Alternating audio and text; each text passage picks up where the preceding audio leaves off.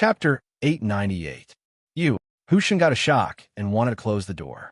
The person standing outside the door wasn't Yunsheng, but Qing Ming, who almost bought Husheng during the Big Dipper auction.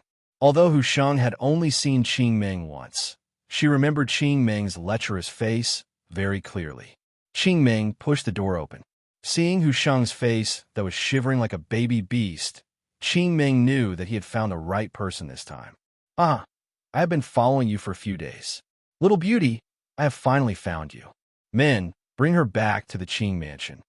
Ever since Qing Ming's wife died during the Azalea banquet, he couldn't sleep at night. He kept on muttering that he must find Yunsheng's weakness. It was a pity that Yunsheng was very vigilant. Usually, when she went out, she would get rid of the people following her.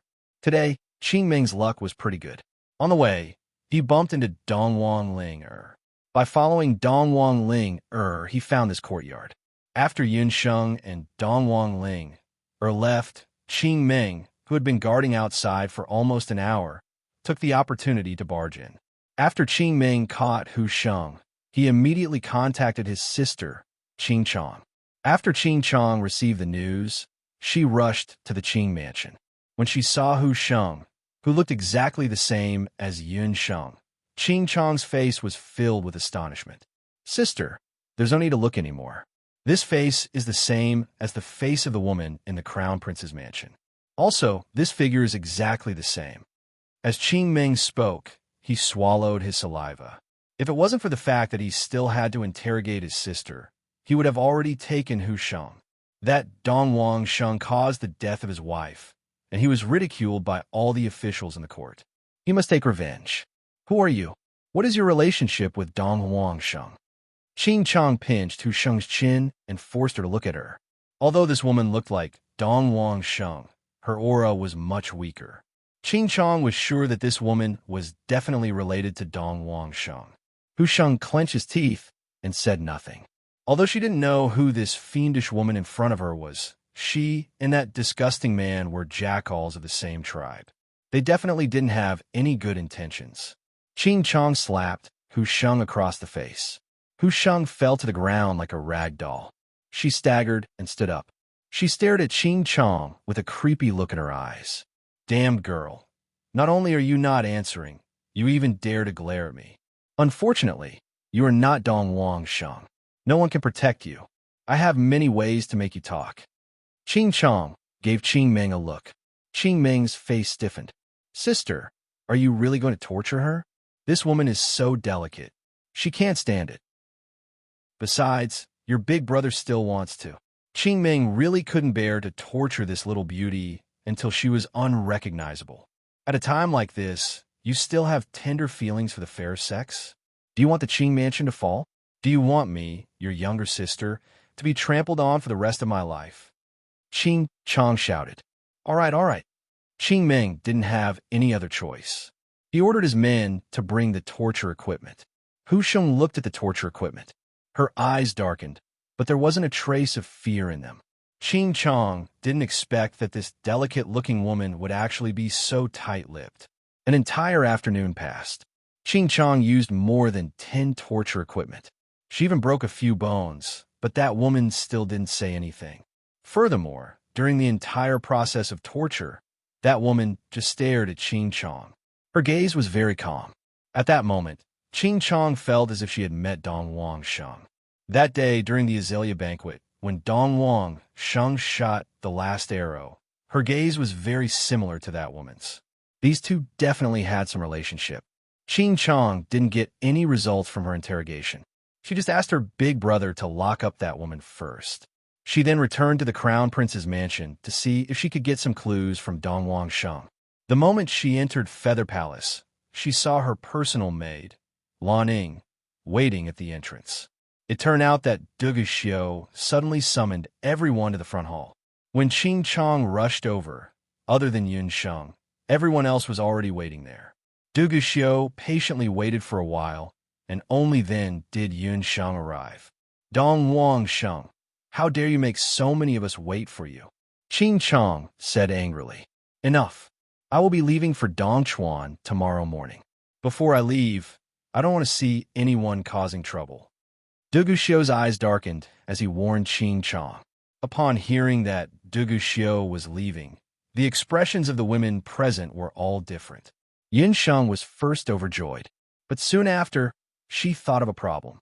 If Duguxiu left, what would happen to her yearning and dreams? That thing couldn't be left far away from Duguxiu for too long. The other three women, on the other hand, had worried looks on their faces. Crown Prince, why are you going to Donchuan? Are you going to go to war again?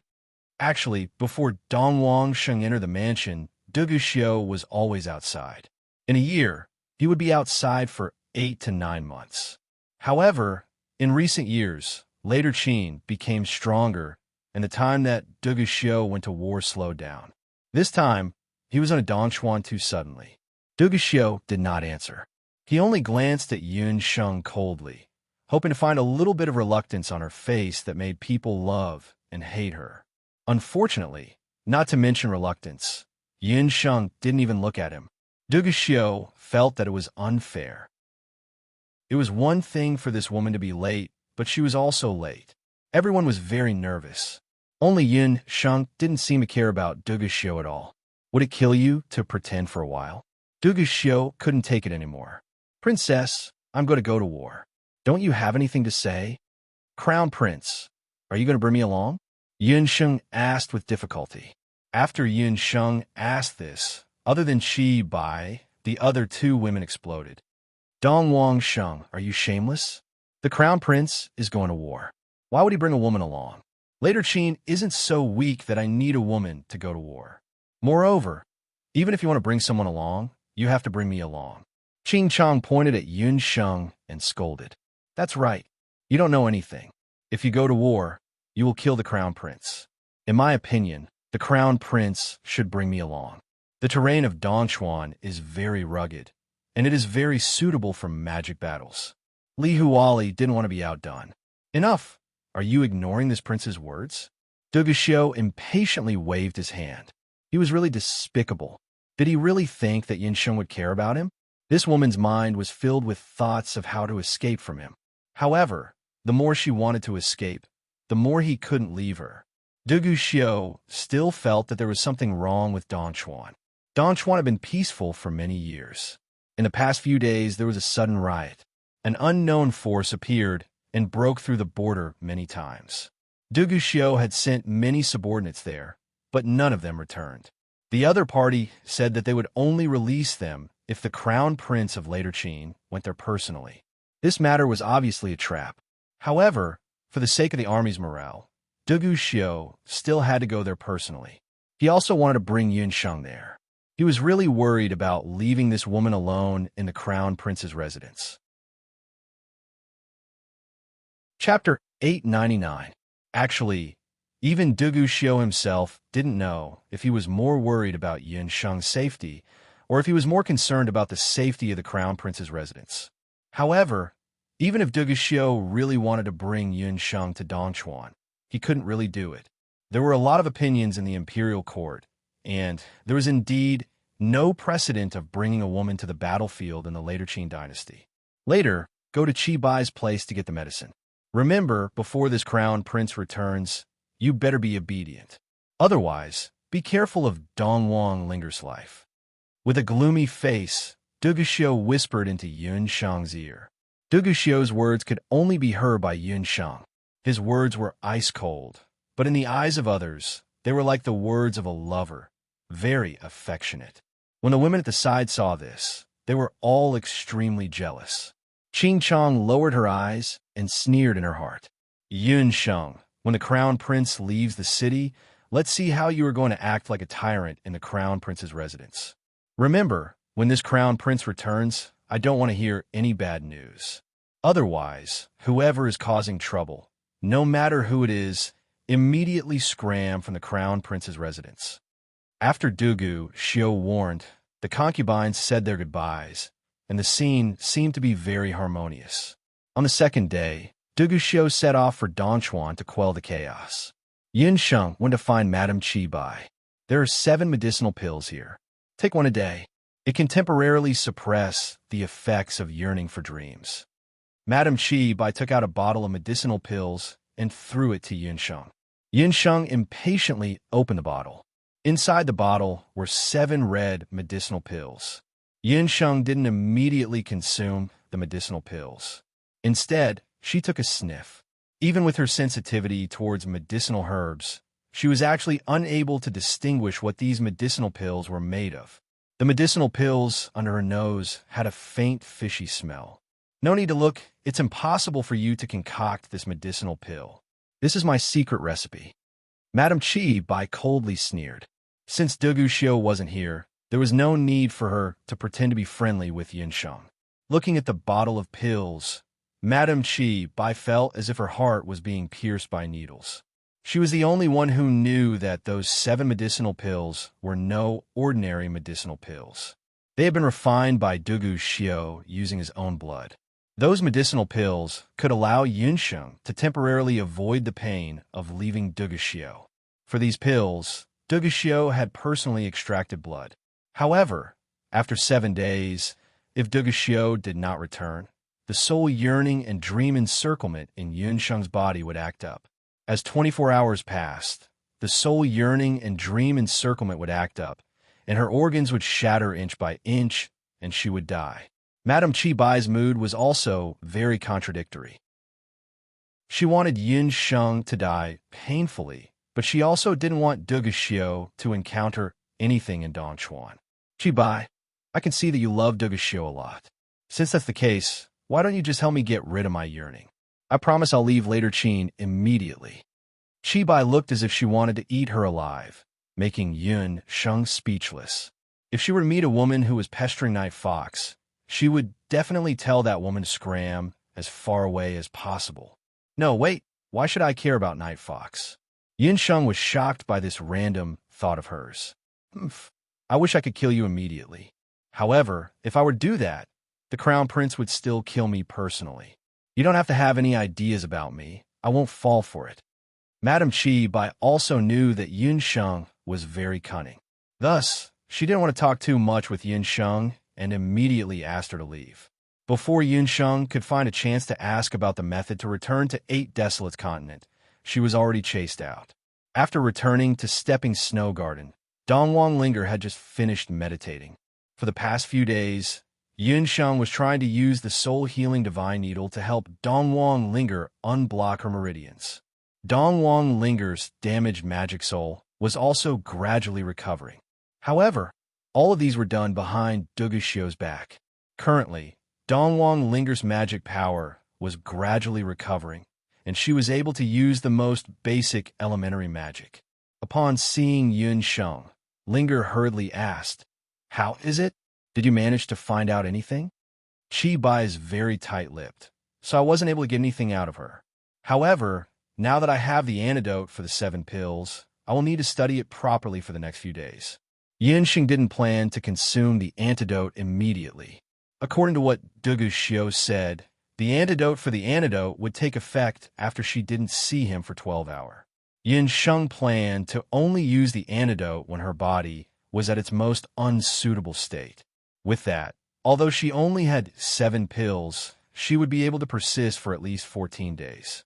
Within these 14 days, no matter if Dugu Xiu was able to come back normally or if Yin Sheng was able to find the antidote, she would be able to have more flexibility. However, this time, Yin Sheng was wrong. Less than 3 days after Dugu Xiu left, a group of Imperial Guards barged into Stepping Snow Garden. Dongwang Sheng, you colluded with the enemy and betrayed the country by instigating Great Master Mayin. The Emperor has decreed that you are to be arrested and sent to the palace. Without any explanation, those Imperial Guards arrested Yin Sheng. You are slandering me. Quickly let go of the princess. Dongwang Ling was anxious and wanted to resist. However, Yin Sheng shook her head and stopped her. Sure enough, Great Master Mayin's matter was discovered. When Yin Sheng secretly persuaded Great Master Mayin to leave later Qin, she had already expected that she might be discovered. However, she didn't expect that it would come so soon. What is going on? Chi Bai, Li Huali, and the others also rushed over after hearing the commotion. The Crown Prince had just left, and there were already people who came to arrest him. This was too much of a coincidence. Great Master Moyin disappeared. Someone can confirm that before Great Master Moyin disappeared, he saw Dongwang Sheng. Qing Chong and Qing Ming swaggered over. Seeing that Yun Sheng was tied up by the Imperial Guards, the two siblings were gloating. Earlier, they had secretly arrested Hu Sheng and wanted to get some information from Hu Sheng that would be unfavorable to Dongwang Sheng. However, they didn't expect that Hu Sheng wouldn't say a word even though he was tortured beyond recognition. Because of this, Qing Chong was furious. In order to appease his sister's anger and save the little beauty, Hu Sheng's life, Qing Ming went to the palace to beg Qing Empress for help. He wanted Qing Empress to order a good bow from Great Master Moyin.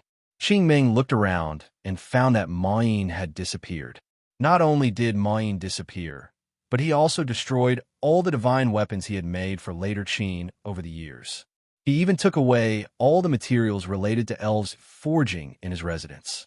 In this way, later Qin suffered a great loss. Later Qin's emperor, Dugu Sheng, was furious when he heard the news. He immediately ordered that the reason for Moyin's escape must be thoroughly investigated and that Moyin should be arrested. However, Dugu Sheng's order was too late. Moyin, who had left later Qin many days ago, had already returned to the immortal Zhu nation. At this moment, Qing Chong thought of the Rui Bao. She connected the dots and found that the time when Yun Sheng got the Rui Bao was very close to the time when Great Master Moyin disappeared. She immediately asked Qing Ming to ask the auctioneer of the Big Dipper auction.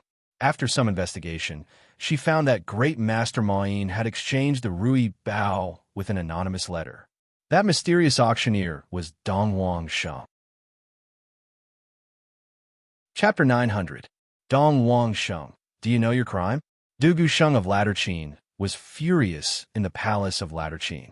Moyin's escape, the destruction of Latter Qin's military, and the loss of Latter Qin's military were all proven to be related to Dongwang Sheng. Yun Sheng didn't even flinch in the face of the furious Dugu Sheng and the cold Qing Empress and Qing Chong. She didn't even want to kneel. Yun Sheng's knees could kneel to the heavens and the earth, but not to the people of later Qin. What crime have I committed? Who can prove that I have anything to do with Great Master Moyin's disappearance? Yun Sheng said proudly. Yun Sheng's arrogance made Qing Empress even angrier. Bitch, I've already investigated. You're not Princess Dongwang at all. You're just an imposter. Your Majesty, this woman has ulterior motives. In Qinqia's opinion, we should immediately kill her. Ever since Qing Empress had suffered at Yun Sheng's hands during the Azalea banquet, she had been painstakingly plotting revenge. She ordered someone to secretly go to the eastern capital and found an old eunuch who had served the former East Emperor in the imperial palace of the eastern capital. That old eunuch personally confirmed that the former East Emperor only had one daughter, Dongwang Ling-er. There were no other princesses who had fallen into the hands of the commoners. Ah, what a joke. When did I admit that I'm the second princess of Dongwang? I don't want to pretend to be a princess of Dongwang. My surname is Yun Sheng, and I'm from the Yun residence of Zhou State. Your good son, the good crown prince of Latter Qin, forced me to be his future crown princess by threatening me with poison. Yun Sheng sneered. What? You're Yun Sheng? Bastard, Shoer is really too much of a bastard this time. The later Qin emperor would have been fine if he had not known. Now that he knew Yun Sheng's identity, his expression changed. If there was one woman who was the most famous on the Wuji continent, it would be this rebellious woman, Yun Sheng of the Yun residence.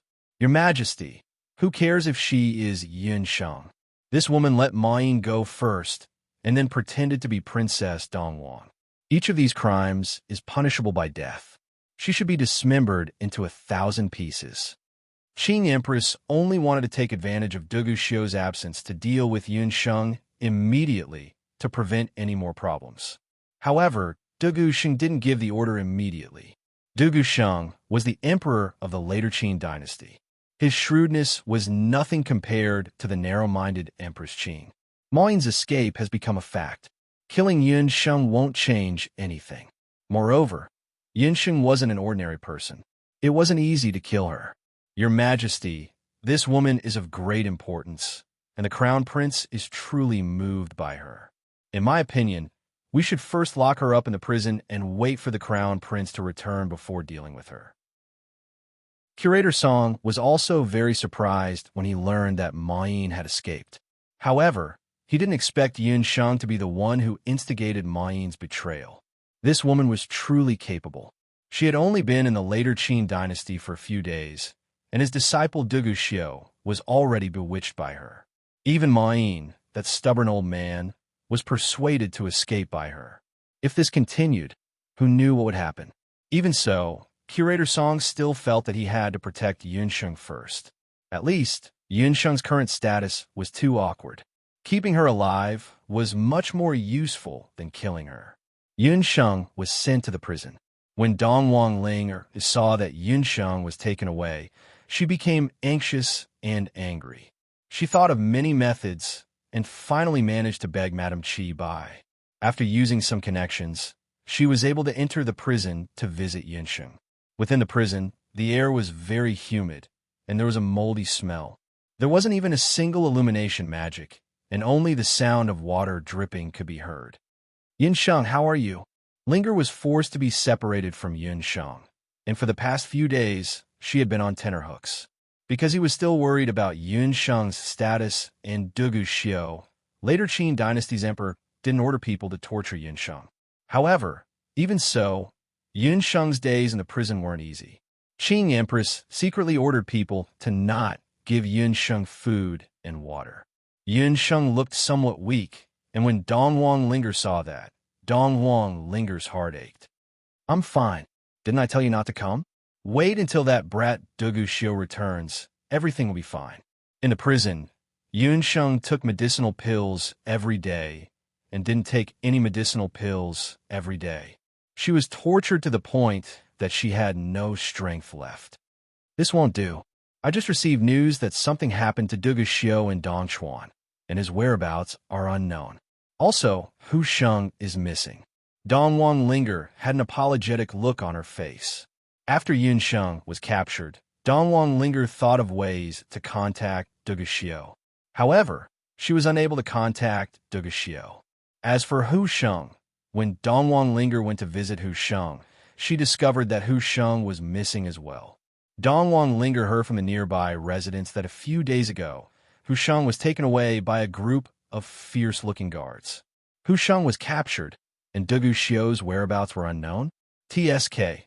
Misfortunes never come singly. Yun Sheng spat on the ground. Hu Sheng being captured was definitely related to the Qing siblings or Hu Linglong. As for Dugu Xiu, he definitely didn't die. Because of Dugu Xiu, if Dugu Xiu really died, the first person to suffer would be her. It's just that this brat got into trouble at such a crucial moment. If he were to return 10 days later, then half a month later. Even if Qing Empress didn't think of ways to torture her to death, she would still be tortured to death by Dugu Xiu. Although Dong Wang Linger was feeling anxious, in order to not let Dong Wang Linger worry, Yun Sheng persuaded Dong Wang Linger to not worry about her own safety and to quickly find Hu Sheng's whereabouts. Dong Wang Linger left unwillingly. After Linger left, Yun Sheng swallowed another medicinal pill. Right now, there were only 3 medicinal pills left in the medicinal bottle. Counting the pills, Dong Wang Linger would only be able to last for 6 more days. Forget it. I'll just have to give it a try this time around. I'll try to use Jade Marrow technique and Soul Healing Divine Needle to neutralize the strange qi within my body. If my luck is good, I might be able to recover my magic power. Yun Sheng clenched her teeth and made a decision in her heart. During the past few days in the prison, Dong Wang Linger had been repeatedly trying to neutralize Dugu Xiu's unique qi using her family's martial technique. However, every time when she was about to neutralize Dugu Xiu's qi, her Jade Marrow technique would be reflected back by Dugu Xiu's qi. This was the last time she would try it. Another 4 days passed by, and there was still no news about Dugu Xiu and Hu Sheng. Yun Sheng closed her eyes. Shen Nong's pupils were divided into 4 stages: minute subtlety, clear vision, inner sight, and divine trace. After several years, Yun Sheng's Shen Nong's pupils had already reached the first stage of inner sight. Dong Wang Linger focused her thoughts and the crude prison disappeared. Yun Sheng could clearly see her internal organs and even the fine capillaries in her body. She could even see the fighting energy flowing around her meridians and blood vessels. Duguxiu's qi was very special. The qi that was swimming around Yun Sheng's blood vessels like black hair was none other than Duguxiu's qi. All right, I'll give it a try. I'll use Jade Marrow technique and Dark Needle to neutralize these qi. Yun Sheng took out a hairpin that was on her head, and using the end of the hairpin as a needle, she quickly pierced a few acupuncture points on her body. The Jade Marrow technique was like flowing water, responding to the black qi again and again. Just as Yun Sheng was about to break through, the prison door opened with a crash. Yun Sheng abruptly opened her eyes, and the qi in her body was like a raging river that overturned the sea. In an instant, it collapsed, and a wave of intense pain was transmitted from her internal organs. Yun Sheng pressed her abdomen. Oh no, the yearning in dreams was acting up again. Qing Ho and Qing Chong walked in under the escort of the guards. Someone come, grab this little slut. Qing Ho waved her hand, and several guards who were like wolves and tigers dragged Yun Sheng out of the prison cell. Chapter 901. As soon as she saw Yun Sheng, Qing Chong was like a crazy bitch. She pounced forward and was about to attack, but Qing Empress ordered someone to stop her. Qing Chong became even angrier when she saw Yun Sheng's beautiful face that didn't change color no matter what. Yun Sheng, you vicious slut. Cousin Crown Prince wholeheartedly protected you, but you actually colluded with outsiders to murder him. Speak, where did you hide, cousin? After Duguxiu arrived in Dongchuan, he fought with the rebel army several times. But this time, the rebel army was no small matter. After Duguxiu fought with them for the third time, he was ambushed. He and his subordinates' whereabouts were still unknown. Later, Qin's army carried out a carpet search in Dongchuan, but they didn't find Duguxiu. But later, Qin's army found traces of Zhou State's Yunba. Needless to say, this matter must have something to do with Yun Sheng. Why did grandfather go to Dongchuan? Yun Sheng's heart moved, as if she suddenly understood something. Yes, it must be that grandfather and the others knew that she was captured in later Qin, so they thought of a diversion. The older the ginger, the spicier it was. Her grandfather's move was excellent. The poison in Yun Sheng's body had already flared up, and her body was in unbearable pain. In contrast, Qing Chong's insults seemed insignificant. Seeing that Yun Sheng didn't beg for mercy, nor did she show the slightest fear, Qing Chong became even more angry. She pulled out the dagger on her body, stared at Yun Sheng's still incomparably beautiful face, and fiercely said, "Speak. Where is cousin Crown Prince? If you don't speak, I'll cut your face a few times. At that time, I want to see how you can use this face to seduce cousin Crown Prince." The dagger slowly approached Yun Sheng's face. Qing Chong was already dizzy with jealousy and hatred. "Why don't you try to cut me? Even if you scratch my skin a little, I can guarantee that my men will stab Duguxiu at least 10 times. Yun Sheng laughed in pain. Yun Sheng didn't know if her grandfather had caught Duguxiu, but she could use this to prevent these two crazy women from hurting her. Yun Sheng's plan worked. Qing Empress wanted nothing more than to chop Yun Sheng up and feed her to the dogs. However, Duguxiu's whereabouts were currently unknown. If someone like Yun Ba found out that his precious granddaughter had suffered in later Qin, he would definitely return the favor tenfold. Before confirming Xiu Er's safety, they had to be patient. Chong don't act rashly.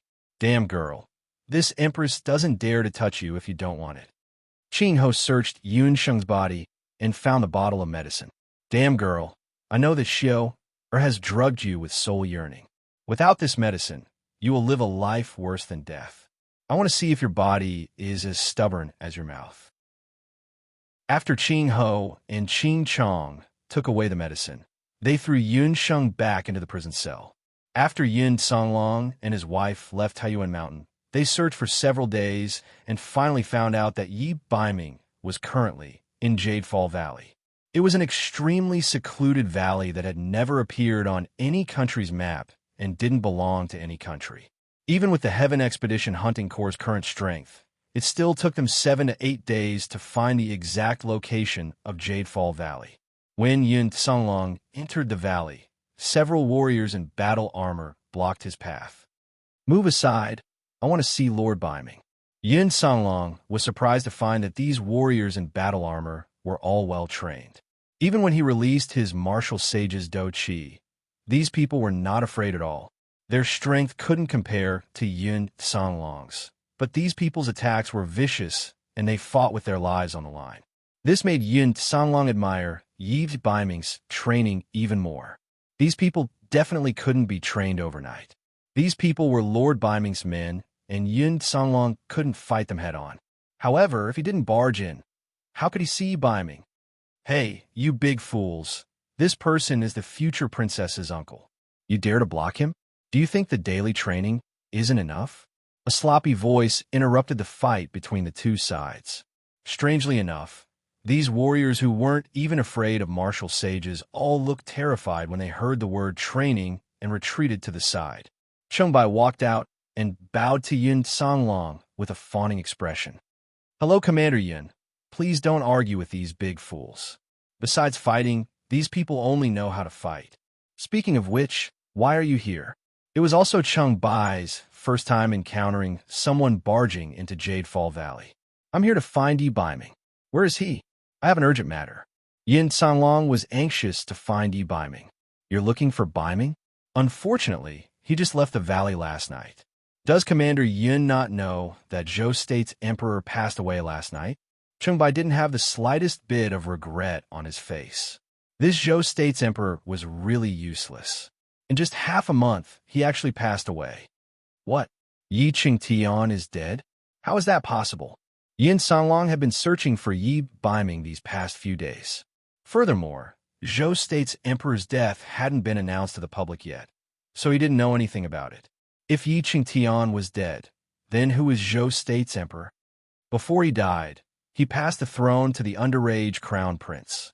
However, Empress Wenren issued an edict that day. Using the reason that the young emperor needed someone to assist him, she conferred the title of Prince Regent to Biming and asked him to return to Jade capital immediately. This matter came suddenly. Bu Jiuxiao accompanied Yi Biming back to Jade capital while Chungbai guarded Jadefall Valley. With the death of Zhou State's emperor and Yi Biming being conferred the title of Prince Regent, the chaos that had lasted for less than half a month came to an end just like that. To the citizens of Zhou State and Jade capital, this was great news. It was the same for Yi Biming as well. Right now, what he needed to do was to reorganize the imperial court and eliminate the previous emperor's remaining forces. When it rains, it pours. Everything has clashed together. Yin Songlong couldn't help but shake his head when he heard this. Everything has clashed together.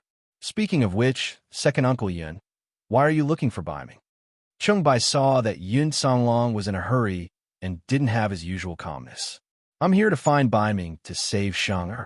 Yin Sheng was captured by Duga Xiu and brought back to Later Qin. She's going to get married in 2 months. Yin Songlong had a headache. Zhou State's emperor had just died, and Zhou State urgently needed to be reorganized. How could Yi Biming take the time to save Yin Sheng? What? Is this news true? Yin Sheng has been captured? How long has it been? Why is there no news at all?" Chungbai was also shocked. He was very clear about Yin Sheng's position in Yi Biming's heart. Not to mention a prince regent, Yi Biming would even throw away his life as long as he could save Yin Sheng. How can there be no news? It's a letter sent by Yin Sheng's teacher. Thinking about it, when she sent the letter to me, she also sent a letter to Biming King. Forget it. State matters are more important. I'll go save Sheng. Yin Songlong didn't want to stay any longer and immediately rushed to Later Qin. Chapter 902. Yin Songlong's departure left behind a huge problem for Chungbai. Should I tell Biming about this? Chungbai hesitated. He didn't know if he should rush back to Jade capital. As Yi Biming's childhood friend, no one knew better than Chungbai how Yi Biming survived all these years. Yi Biming endured humiliation. Now that he finally had the chance to ascend to the top, if he told him about Yin Sheng now, he might. Chungbai couldn't help but smiled bitterly. It wasn't a possibility, it was a certainty. Yi Baiming would definitely abandon Zhou State's affairs and rush to later Qin. On one side was the country, on the other was a beauty in trouble. Country as a betrothal gift. Country as a betrothal gift. Sigh. Chengbai, you're such a fool.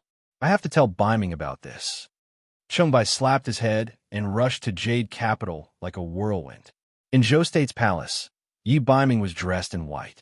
Empress Dowager Wenrun brought along the newly ascended emperor. She looked haggard as she knelt in front of Yi Qingtian's bed. The Yi Di of Zhou State, who was once powerful, was found dead in the imperial study 2 days ago. He died on the dragon throne that he could never forget. The Yi Di was in his 50s and was in his prime. Yi Baiming remembered that when he left Jade Capital, the Yi Di still looked like a handsome middle-aged man. However, in just half a month, the Yi Di's hair had turned gray. When he died, his eyes were wide open and his body was much thinner than before. He looked like he died with a grievance. Indeed, he died with a grievance. He was killed by someone, and the person who killed him was He Linlin. You killed him. That was unnecessary. He Linlin's action was unnecessary. Even if she didn't do it, Yi Baiming believed that in less than 2 months, the Yi Di of Zhou State would collapse and die from exhaustion. Yi Baiming was neither happy nor sad. The man who died had nothing to do with him. He no longer has any value. You are more suitable to control Zhou State than he is. He Linlin stared at Yi Baiming and found that this man had become more attractive after not seeing him for a few days.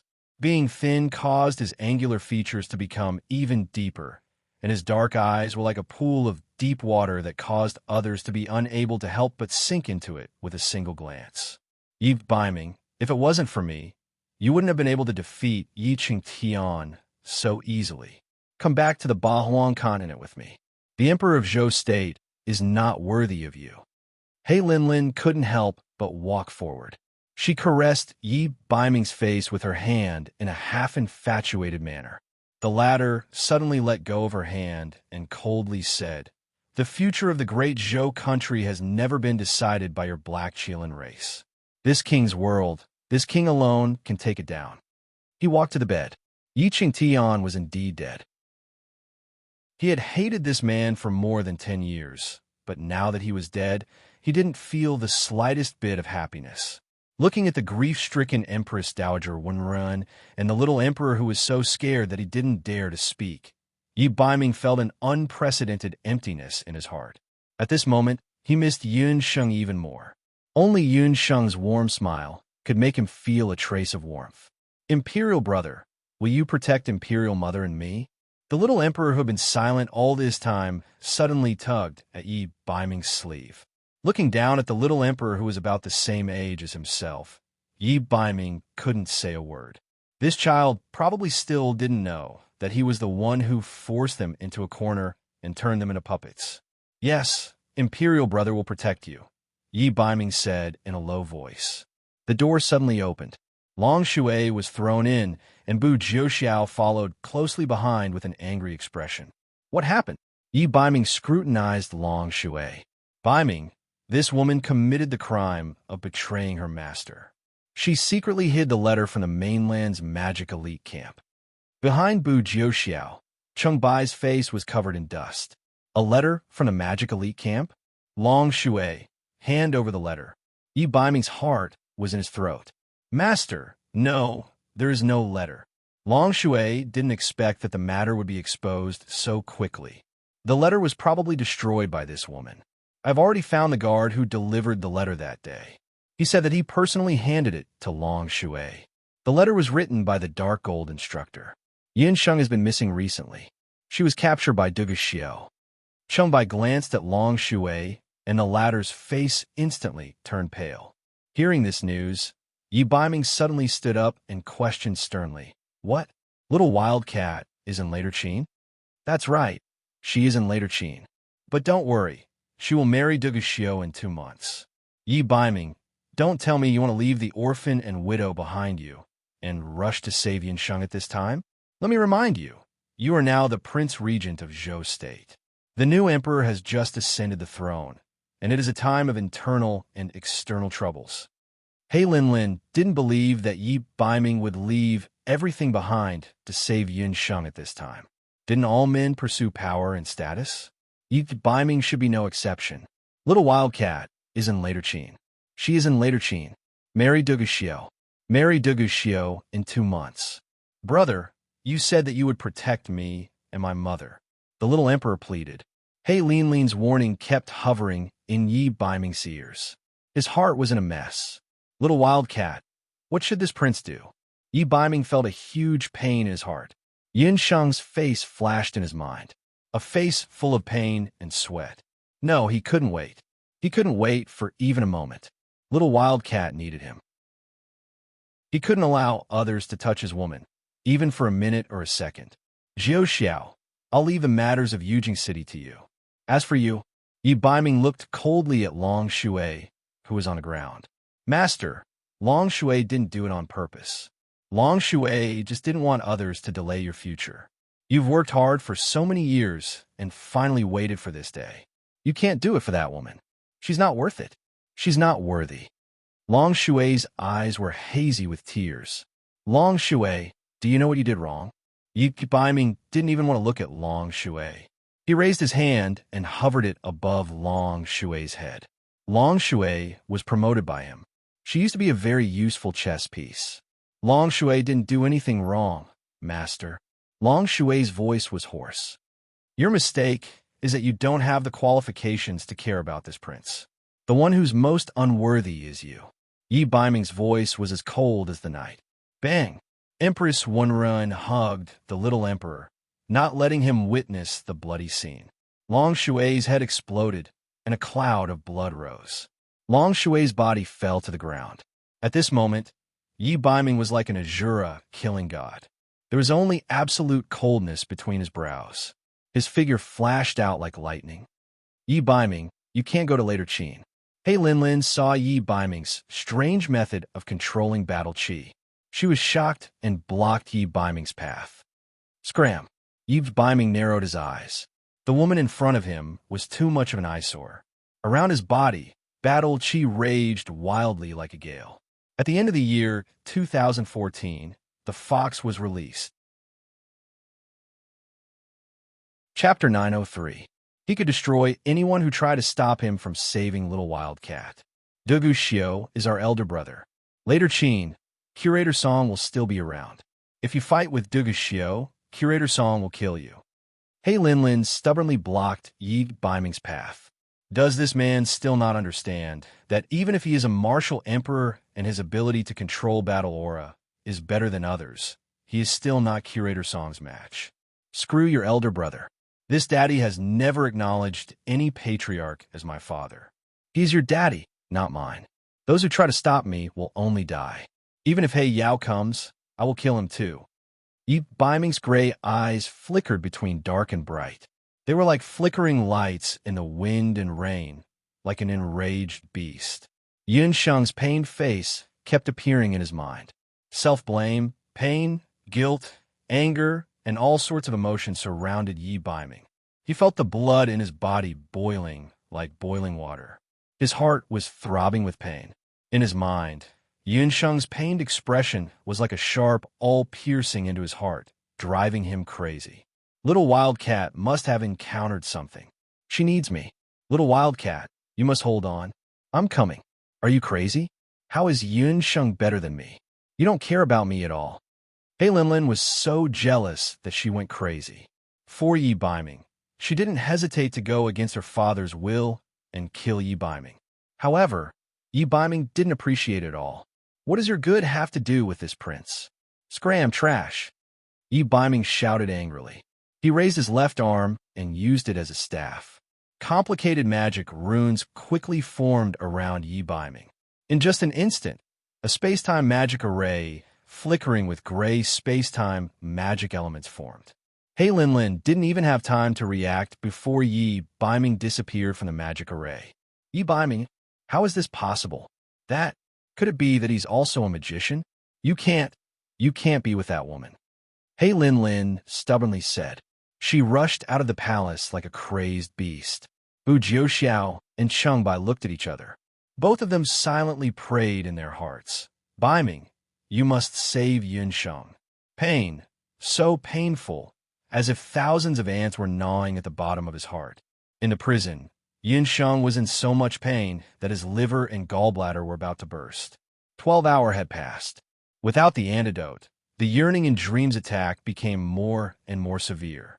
Yunsheng only felt that there were 1,000 ants living in her body, as if her body would be torn apart at any time. Hour after hour, Qing Ho and Qing Chong would come to visit. Seeing Yunsheng in such pain, the two women felt a heartfelt joy. At the same time, in the Crown Prince's mansion, there were also people who were thinking of ways to save Yunsheng. Ever since that day when Yunsheng was taken away, in the Crown Prince's mansion, Madame Qi didn't have a good time.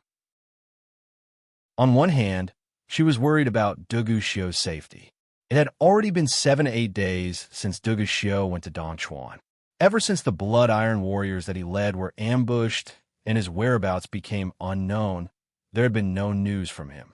On the other hand, Madame Qi was also worried about Yunsheng's matter.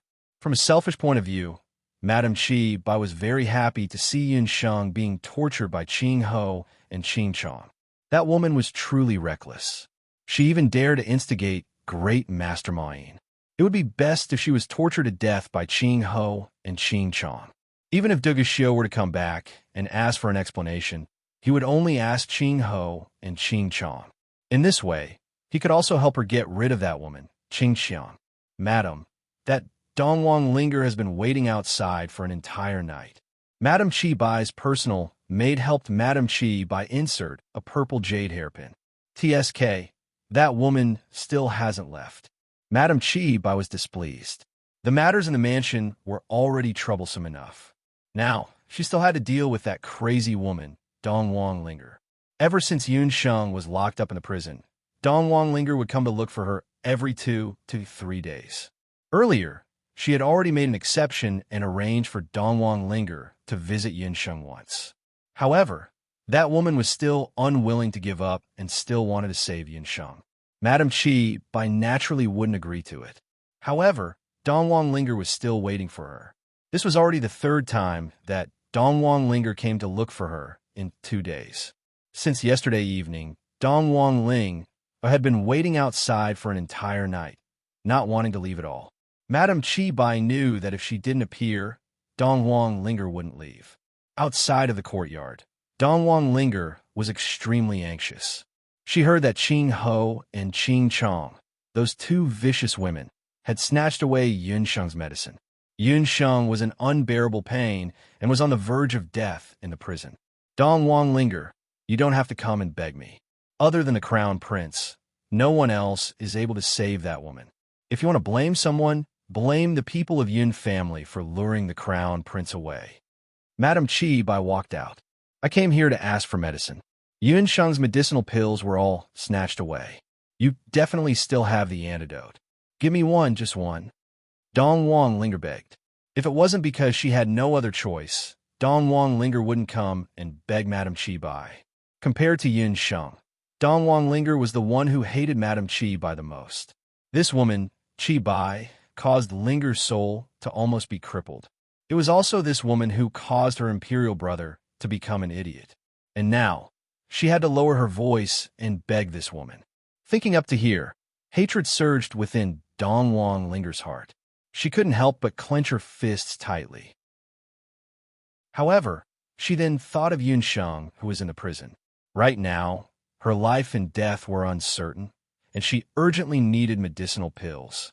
Haha, I didn't expect that the Honorable Princess Dongwang would beg someone. Everyone, take a look. This woman in front of you is actually not a maid. She's the real Princess Dongwang. However, for a despicable man, she abandoned her status and didn't even hesitate to become a maid. Madame Qi Bai looked at Dongwang Linger. She didn't believe that after humiliating Dongwang Linger like this, Dongwang Linger wouldn't leave. Facing the gazes of ridicule, Dongwang Linger's fair face flushed red with anger. She clenched her fists tightly, doing her best to control herself. I beg you, save Yunsheng. Dongwang Linger lowered her head. Her eyes were moist. Princess, this is not the way to beg someone. You want me to save Yin Sheng? Shouldn't you show some sincerity? Kneel down and beg me. Perhaps I might consider it. Madame Chi Bai let out an ear-piercing laughter. Anger engulfed Dong Wang Linger like a ferocious beast. Because of anger, Dong Wang Linger's shoulders couldn't help but tremble. If I kneel down, you will save her. Dong Wang Linger seemed as if she was dreaming. If Princess is willing to kneel down, I can give you an antidote. I indeed have a few antidotes with me. How about it? For the sake of her good friend, kneel down and beg me. Madame Chi Bai walked to the front of Dong Wang Linger. She wanted to see with her own eyes how Dong Wang Linger was going to lower her noble head and wag her tail to beg for mercy. 2015, Big Fuzi wishes everyone a Happy New Year. Happy New Year! A good start to work and study. On the first day of a new year, remember to give me double monthly votes as a blessing. Have fun on New Year's Day and write like a cow. Chapter 904. Thinking of Dong Wang Linger's lowly appearance, a morbid excitement appeared on Madame Chi Bai's face. Madame Chi Bai wanted to see to what extent this pair of good friends who looked like sisters on the surface would go to for each other. What could sisters, even blood-related sisters like Hu Linglong and Hu Sheng, would be unscrupulous in the face of benefits? With Dong Wang Linger's arrogance, how could she possibly kneel down for someone else? Madame Chi Bai's beautiful eyes sharpened. Dong Wang Linger's body lowered by a bit, and her knees bent down with difficulty. She was actually going to kneel down in front of everyone. Are you serious? Just when Madame Chi Bai was astonished, Dong Wang Linger, whose eyes were already filled with tears, suddenly had a change in expression. Cold light suddenly appeared, incomparably sharp. Boom! A terrifying magic fluctuation appeared. Within Dong Wang Linger's body, which had a servile expression earlier, green-colored wind magic elements gushed out like a flood. The stones on the ground cracked, and many servants were thrown out. A terrifying dragon roar could be heard. Wind blades galloped, as if a magnificent army with thousands of men and horses. Sand and stones flew, and countless trees were uprooted from the ground. In mid-air, with a pair of sharp eyes and antlers, a hurricane dragon that was half the size of a courtyard was formed. The hurricane dragon coiled itself in the sky above the courtyard, looking down at everyone with disdain. What Dong Wang Linger used was actually a super magic, Black Dragon Storm. The instant the hurricane dragon was formed, it opened its mouth and spat out a waterfall of wind. In an instant, Madame Chi Bai's courtyard was razed to the ground. Even Chun Lianer was unable to control the super wind magic, Black Dragon Storm. But Dong Wang Linger actually managed to comprehend it. At this very moment, Dong Wang Linger was standing proudly on top of the dragon. The noble aura that was emitting from her body was self-evident. How is this possible? Your magic power has recovered. Madame Chi Bai's body was scratched by the wind blades, and her face was in a sorry state. She was extremely frightened. This terrifying wind magic element could tear her into pieces at any time. It's all thanks to your soul snake. Did you think that I want to see Yin Sheng just to visit her? Dong Wang Linger's beautiful face was covered with a layer of ice. She went to visit Yin Sheng. Nominally, it was to visit her in prison, but it was also at that time that Yin Sheng performed the last few needles on her and healed her Dharma soul. What was even more surprising was that Dong Wang Linger's magic soul, which was originally a mutated magic soul, had mutated even further. Unexpectedly, Dong Wang Linger's magic soul had broken through to become a sky magician. Not only that, Dong Wang Linger had also comprehended the nightmare dragon storm. Yin Sheng had already guessed that Green Empress and the others wouldn't let the matter rest after Duga Xiu got into trouble. Thus, she had left herself a path of retreat, and that was Linger, whose mana was still recovering. Do you think you can save Yin Sheng by yourself? Madame Chi Bai sneered. Pa! A wind blade cut through Madame Chi Bai's hand. Madame Chi Bai screamed miserably as a piece of flesh was torn off from her arm. Give me the antidote, or else I will cut you into pieces piece by piece. Don't think that I am still that weak princess from back then. Dong Wang Linger waved her magic scepter and bound Madame Chi by with a wind bind. You dare to treat me like this? Dong Wang Linger, just you wait. As long as the crown prince returns, I will have him exterminate the East Emperor dynasty. Madame Chi Bai's hand was dripping with blood. The arrogance she had earlier was completely gone. Dugu Xiao? I will take revenge for him sooner or later.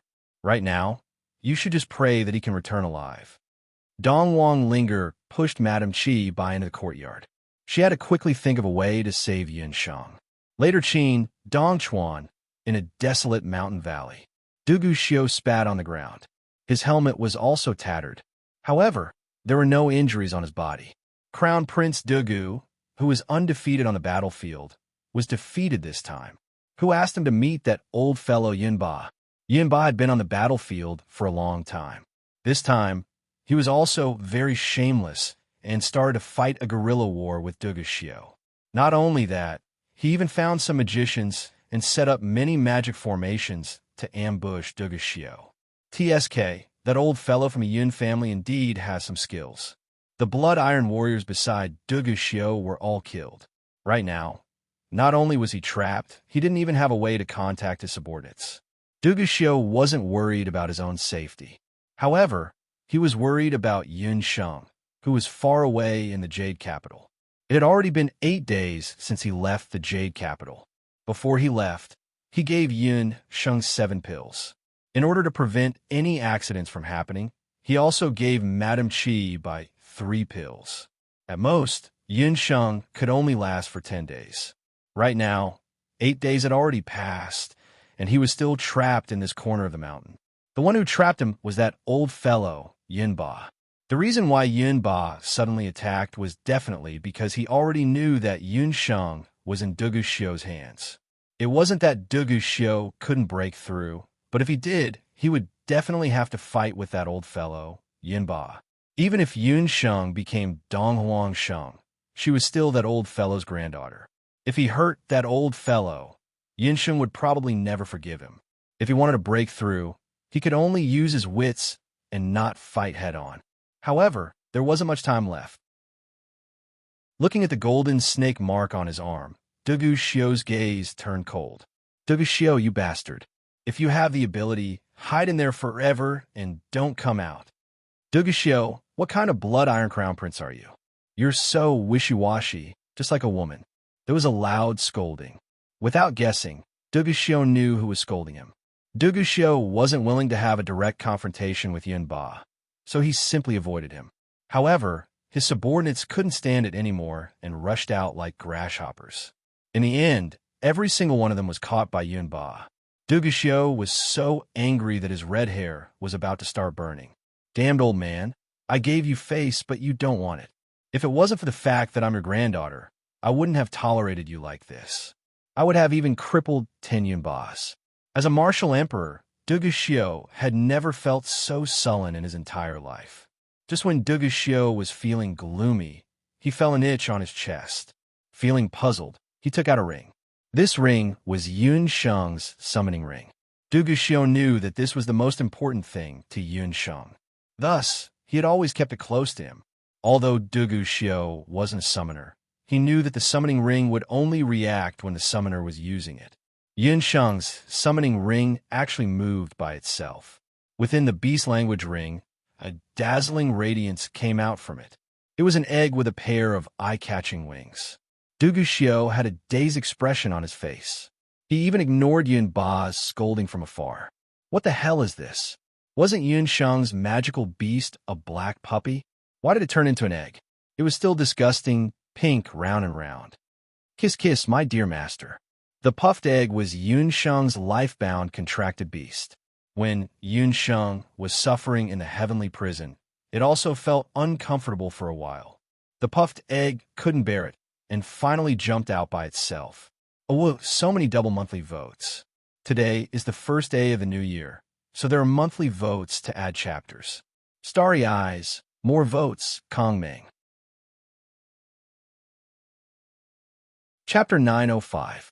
Puyan, my dear master is gone. Red hair monster, go away.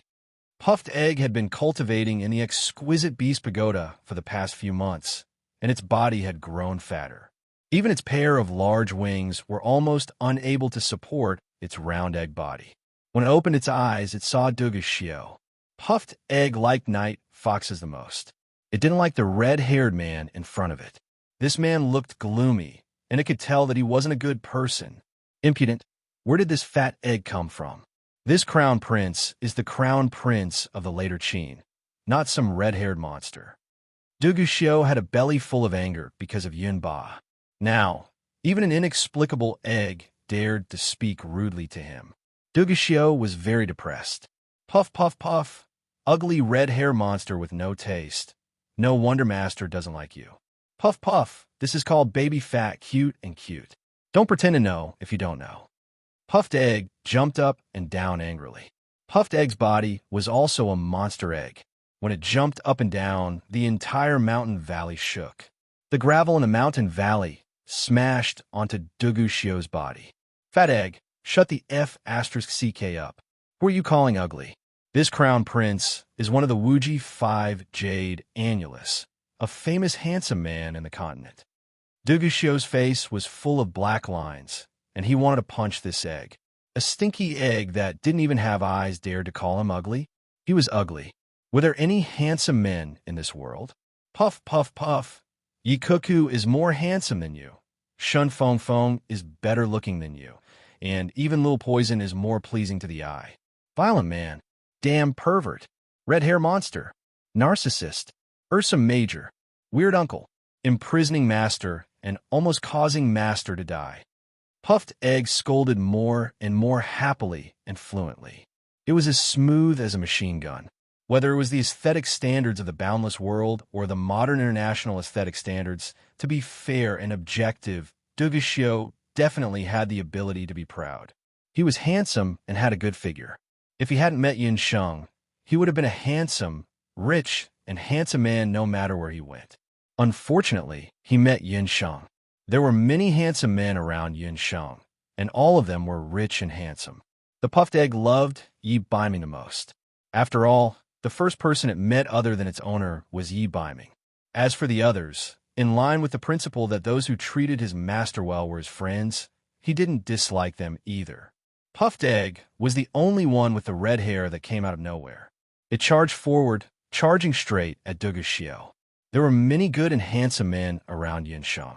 It hated this red-furred monster the most. Who told this red-furred monster to not only cause it to be separated from its master, but also cause its master to be in so much pain? Puffed Egg's body was fat, but its speed was ridiculously fast. Even with Dugashio's movement skills, it was still difficult for him to dodge. Moreover, this strange egg strength was astonishing. Its eggshell was ridiculously hard. After a few collisions, the small valley seemed to have experienced an earthquake. Rocks fell everywhere, and pits were everywhere. Wait, what did you say? Why is Yunsheng dying? When Dugashio was dodging, he suddenly heard this, and his expression changed. Like owner, like egg, like Puffed Egg wouldn't let him go. It found an opening and sent Dugashio flying, crashing into the mountain wall. Instantly, a human-shaped pit more than a foot deep appeared on the mountain wall. Puff, puff, puff. Master has been locked up. Those two disgusting women stole Master's medicine. She's dying now. Puff, don't let Master die. Puff, ah. Puffed Egg reached a sad point and started bawling. Two disgusting women? A bad premonition arose in Dugashio's heart. Dugashio originally thought that Puffed Egg's collisions were already very powerful. Only now did he realize that its cries were the most terrifying. In an instant, the entire small valley was filled with ghostly cries and wolf howls. Waves of demonic sounds assaulted his mind. Everyone within a radius of 10 li could hear the terrifying cries. Puffed Egg wanted to immediately rush back to Master's side, but it didn't know the way. Master couldn't summon it either. If this dragged on, Master would die. Shut up. Speak clearly. You're crazy, damned egg. Shut up. Dugashio heard dense footsteps coming from the other side of the valley. Yinba and the others had already rushed over. I'll bring you back to later Qin. Immediately, stop. Duguxiu was distraught. What Dongchuan's chaos? Scrammed to the side. He had to immediately rush back to Fengdu. Duguxiu grabbed one of Puffed Egg's wings and transformed it into battle chi. He rushed in the direction of later Qin like a meteor. Only then did Yun Sheng realize that when the pain reached the extreme, only numbness was left. This damned yearning made Yun Sheng not even have the strength to cry out in pain. All the strength in her body seemed to have been peeled out of a cocoon. Even lifting a finger was tiring. Beside her, the voices of the two women were like countless sparrows, chirping nonstop. As soon as she recovered her strength, the first thing she would do was to slap these two women a few times. Let's see if they could still open their mouths. Yin Sheng, do you still want to hang on? I advise you to tell us Great Master Main's whereabouts as soon as possible. Qing Chong looked at the mud like Yin Sheng. There was only cruelty in her eyes. Why wasn't this woman dead yet? It had already been 2 days, but she was still like a weed, struggling at death's door. What was more hateful was that the other prisoners locked in the celestial prison would be tortured until they were neither human nor ghost.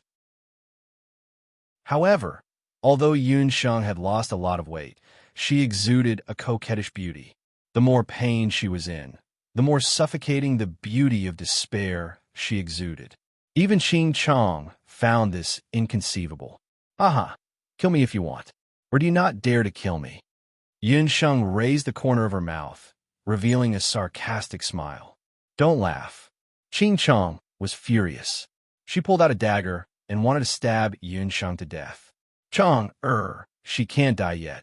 Qing Chong still did not have any news about Duguxiu. According to the news from Dongchuan, Yun Ba and the others had found Duguxiu's whereabouts a few days ago. If Xiu really fell into their hands, they would need Yun Sheng to exchange for him. And I don't care anymore. It's either her or me. Yun Sheng's words made Qing Chong worried. She was afraid that Yun Sheng and Duguxiu would settle the score with her as soon as they came back. Before the Crown Prince's cousin left, he had warned that whoever touched Yun Sheng would be driven out of the Crown Prince's mansion or killed. The Crown Prince's cousin was cruel and violent.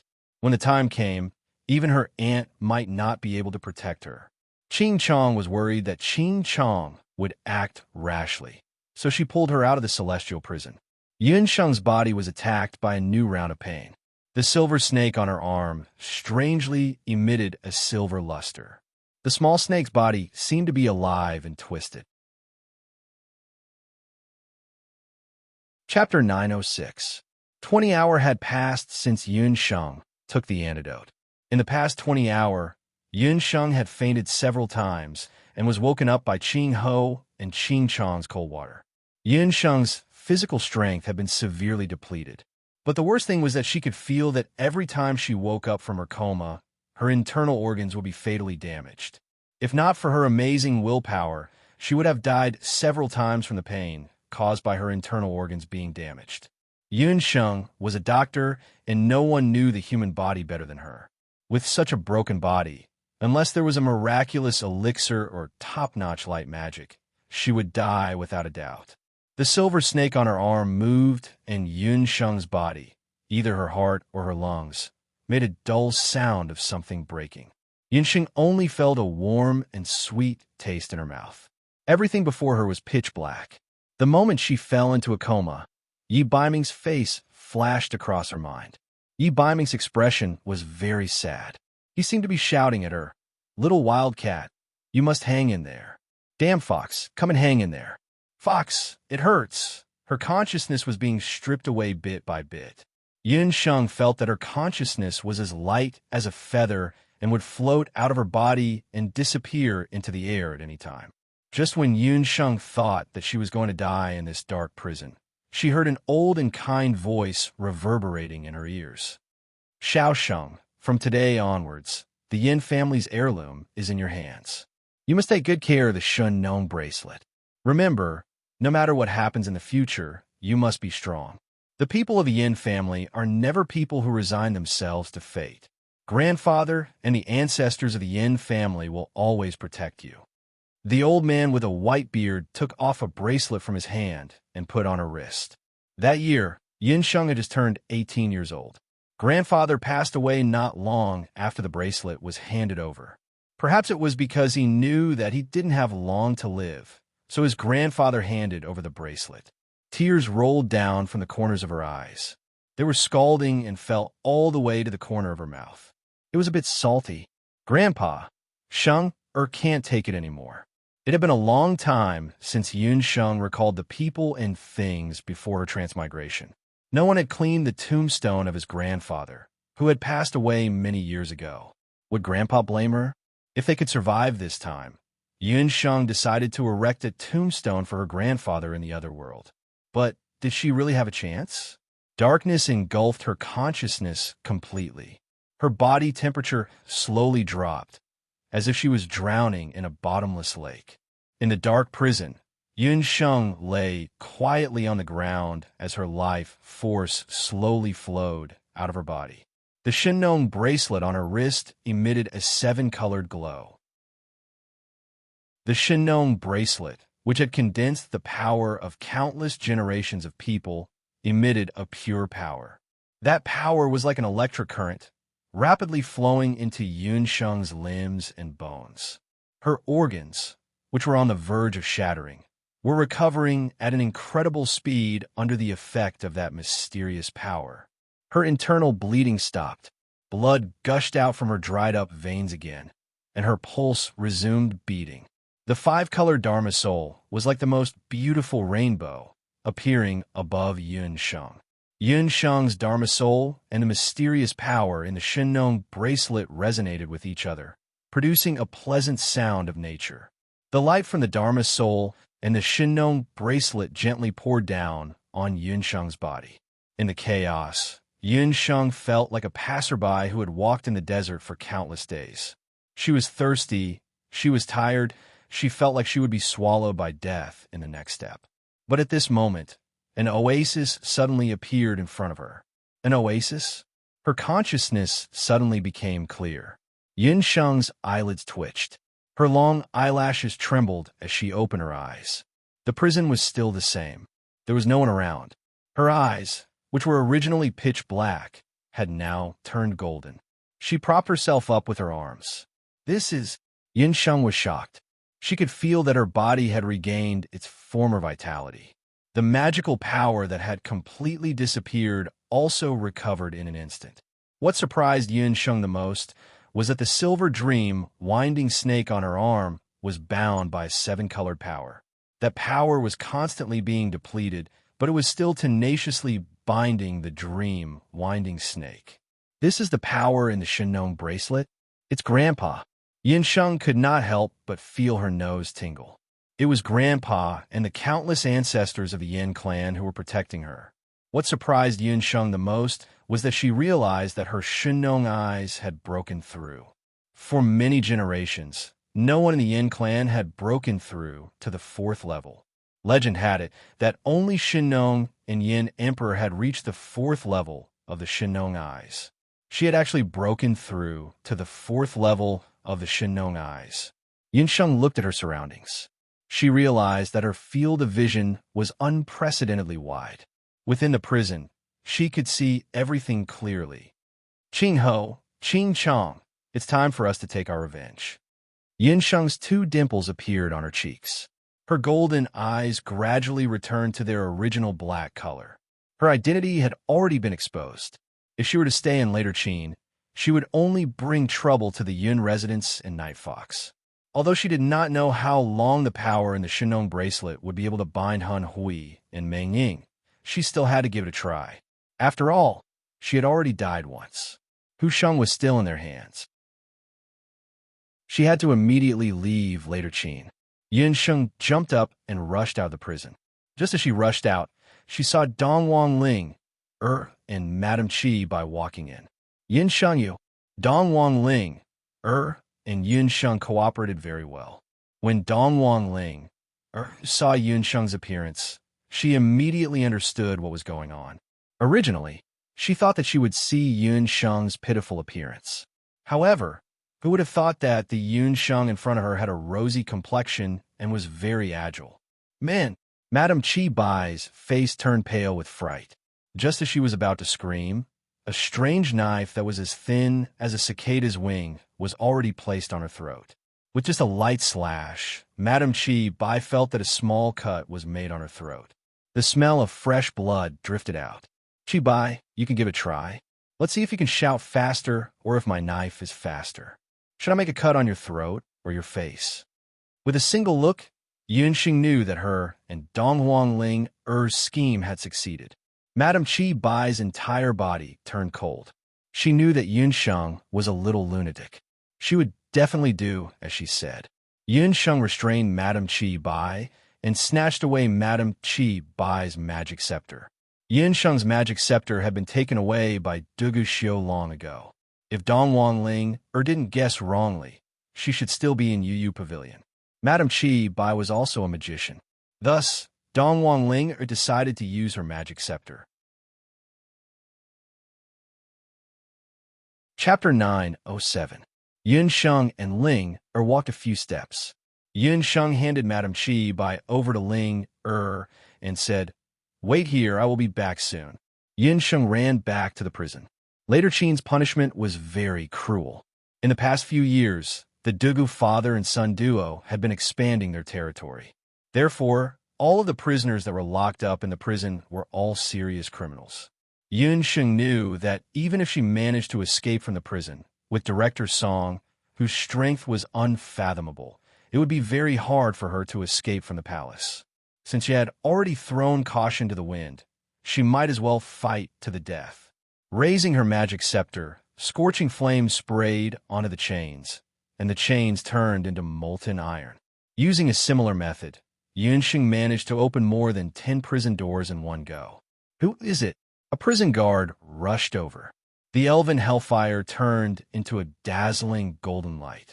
That prison guard let out a miserable shriek as he was completely burned into ashes by the flames. "Let's go, everyone. Let's escape together." With Yunsheng's help, close to 100 prisoners managed to escape from the prison. Previously, in Icefall City, it was also because of the large number of escaped prisoners that those elven guards had a hard time capturing them. Yunsheng wanted to cause chaos in the later Qin's palace. The more chaotic, the better. The prison was very noisy. By the time the prison guards rushed in, the prisoners had already furiously roared and rushed forward, fighting with the prison guards. Taking advantage of the chaos, Yunsheng and Dong Huang followed the crowd and rushed out. The moment they rushed to the entrance of the prison, rows of locust-like arrows rained down from the sky, causing the prisoners who were at the front to let out miserable shrieks. Due to the jailbreak in the prison, a large number of guards were rushing over. The prison guards hurriedly mobilized 50 archers. Dong Huang and Yunsheng chanted at the same time.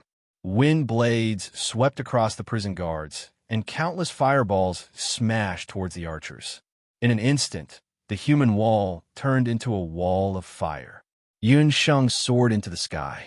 She raised her magic scepter high, and the elven hellfire brand on her forehead was as red as fire. Her gaze focused. The Imperial Granary Palace was clearly under her feet. A cruel smile appeared at the corners of his mouth, and his magic scepter spun crazily like a group of dancing snakes. A large amount of fire magic elements gathered towards Yunsheng as if they had been summoned. Fiery critical strike. A golden flame exploded on the magic scepter. Countless fireballs danced in the air like snow in June, flying towards the many palaces of the Emperor Granary Palace. Dong Huang could see it clearly. She also started singing along. The raging wind blew the fireball higher and higher. These special fireballs mixed with elven karmic fire jumped over the wall. The moment they touched the eaves and trees, they burned fiercely like oil. The fire was very difficult to control. Ordinary water could not extinguish it at all. For a moment, the Emperor Granary Palace was filled with smoke and flames. The sound of fire fighting, the sound of fighting, and the sound of crying could be heard incessantly. Facing these, although Yunsheng and Dong Huang had a trace of hesitation in their hearts, They no longer had the time to consider so much. Let's go to the Crown Prince's residence first. Yun Sheng and Dongwang Linger each grabbed one of Madame Qi Bai's arms and carried her, rushing towards the Crown Prince's residence. After a few leaps, the Crown Prince's residence was already very close. Within the EU pavilion, Yun Sheng searched around and found her magic scepter in Dugu Xiu's bedroom. Touching the magic scepter that she hadn't seen for a long time, Yun Sheng's eyes shone even brighter. Miss Yun, let go of Madame Qi Bai. Otherwise, don't blame us for being impolite. When the people of the Crown Prince's residence saw Yun Sheng killing her way in, they didn't know if they should stop her or not.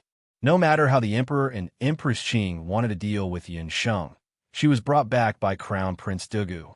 Moreover, everyone saw how much Dugu Xiu doted on her. Why are you still in a daze? Catch her. Madame Qi Bai saw an opening and broke free, wanting to rush towards the crowd. However, she only managed to escape a few steps. She staggered and felt a sharp pain in her knee. Lowering her head, she saw that a few sharp dark thorns had pierced through her knee. Whoever dares to come up will end up like her. Yun Sheng said coldly. If it wasn't because Madame Qi Bai was still useful, she would have killed her long ago. This woman had caused her and Linger to be in such a miserable state. Yun Sheng, how dare you commit murder in the Crown Prince's residence? Li Huali rushed over with a group of guards. Without saying anything, she waved the magic scepter in her hand. Who would have thought that before she finished chanting, Yun Sheng would raise her eyebrows in disdain? She didn't even bother chanting. The gray space-time magic elements, like countless tadpoles, drifted around Li Huali and entered her magic scepter. Her chanting was forced to stop, and, as if she was frozen, she didn't move at all. How is this possible? You know magic? Aren't you a piece of trash? Li Huali opened her eyes wide, as if she had seen the most inconceivable thing in the world. Li Xiao is stupid, but little sister is even more stupid. Yun Sheng and I are both people from the continent's magic elite camp. The amount of magic we know is more than the amount of rice you have eaten. Li Huali, right? In the past, you made things difficult for us, right? You said that we are trash, right? Linger placed the magic scepter on her waist, then slapped Li Huali with both hands, causing her to feel dizzy and unable to say a single word. Yin Sheng, I suddenly realized that not using magic to hit people is quite comfortable. Dongwang Linger felt very comfortable hitting Li Huali. It's Yin Sheng and Dongwang Linger. Catch them. Qing Chong rushed over with a group of guards from the Qing residence. Qing Chong also just found out that there was a prison break in the Imperial prison, and Yun Sheng's whereabouts were unknown. The Imperial Palace was currently in a state of chaos. When Qing Chong brought the guards back to the Crown Prince's residence, she accidentally bumped into Yun Sheng and Dongwang Linger. With just a few of you, it's still not enough to stop me. Yun Sheng put down her magic scepter and faced Qing Chong. Li Huali's face was swollen like a pig's head, and Madame Qi Bai's knees were injured, causing her kneel on the ground. Qing Chong wasn't stupid. She discovered that Yun Sheng, who was still breathing weakly earlier, was now like a completely different person. The guards that she brought along with her weren't a match for this woman. Director Song had already received the news and was currently rushing over here. As long as they could stall her, Director Song would definitely be able to capture her. This time, Yun Sheng set the Imperial Palace on fire and even broke into the Imperial prison. Even if Dugu Xiu returned, he wouldn't be able to save her. I'm not a match for you. However, don't forget, that person called Hu Sheng is still in my hands. Qing Chong was very confident. She believed that there was definitely a special relationship between Yun Sheng and Hu Sheng. Hand him over to me, and I can let Li Huali and Qi Bai off. Yun Sheng indeed couldn't leave Hu Sheng behind. At the same time, she could also tell that Qing Chong was stalling for time. In the entire Imperial Palace, the only person that could make Yun Sheng fear was Director Song, whose strength was hard to predict. Thus, she had to leave this place as soon as possible. Haha, you still don't understand. These two women are completely useless to me. In fact, I can't wait for them to die. Looking at Li Huali and Qi Bai's current appearance, Ching Chong had a look of schadenfreude on her face. 10,000 words complete. I've finished adding chapters. Sob sob. A bunch of people scolded me for not adding chapters and crept away in disgrace. Chapter 908. Before Yun Sheng appeared, the three women in the Crown Prince's residence lived peacefully on the surface, but in reality, they were like fire and water. However, after Yun Sheng came, the three of them lived peacefully for a period of time. They fought against Yun Sheng together and even lived peacefully for a period of time. However, when Qing Chong said this, Li Huali and Madame Qi Bai immediately exploded. Qing Chong, you slut. When the Crown Prince returns, we will not let you off easily. Return? Do you think that you can still wait until Cousin Crown Prince returns? To tell you the truth, I have already buried a large amount of saltpeter powder outside this courtyard. As long as I give the order, you and that little slut surnamed Yun will all die. Qing Chong laughed arrogantly. She jumped up and jumped out of Yu Xian. Saltpeter powder was a type of military gunpowder in the boundless world. Once it came into contact with fire, it would explode, and the entire Yu Xian would be razed to the ground. As for Madame Qi Bai and Li Huali, she could say that they were kidnapped by Yun Sheng and died in Yu Xian together. When Cousin Crown Prince investigated, she could push the cause of their deaths to Yun Sheng. When they heard that saltpeter powder was scattered outside Yu Xian, Li Huali and Madame Qi Bai's faces turned pale. The two of them cried out in alarm and wanted to escape. However, the few entrances of Yu Xian were all tightly shut. Just as they flew up, they saw thousands of bows and arrows aimed at Yu Xian. Everyone then knew that Qing Chong was really ruthless today and wanted to kill them all. TSK, Secondary Consort Qing, is really dreaming. You want to catch us all in one net? Let's see if you have the ability. Yun Sheng did not escape or avoid. She sniffed the air, and there was a pungent smell of saltpeter powder in the air. It seemed that Qing Chong was not exaggerating. Death is at hand, and you still want to be stubborn. Let this lady personally draw the bow and send you on your way. Qing Chong sneered. She raised her hand, and the archer behind her immediately handed her a fire bow. There was a ball of fire burning on the bow. Qing Chong pulled the bow, and the fire arrow flew towards the courtyard with a swoosh sound. Who would have thought that when the rocket flew halfway, an arrow hit the rocket with a pong sound? Qing Chong looked over and saw that Yun Sheng was holding the Rui bow. She was the one who had shot the arrow. You can block it for a while, but you can't block it forever. I don't believe that you can block all the arrows, Qing Chong said enviously, looking at the bow in Yun Sheng's hands. Damn Yun Sheng. If she killed her, the Rui bow and her cousin would be hers.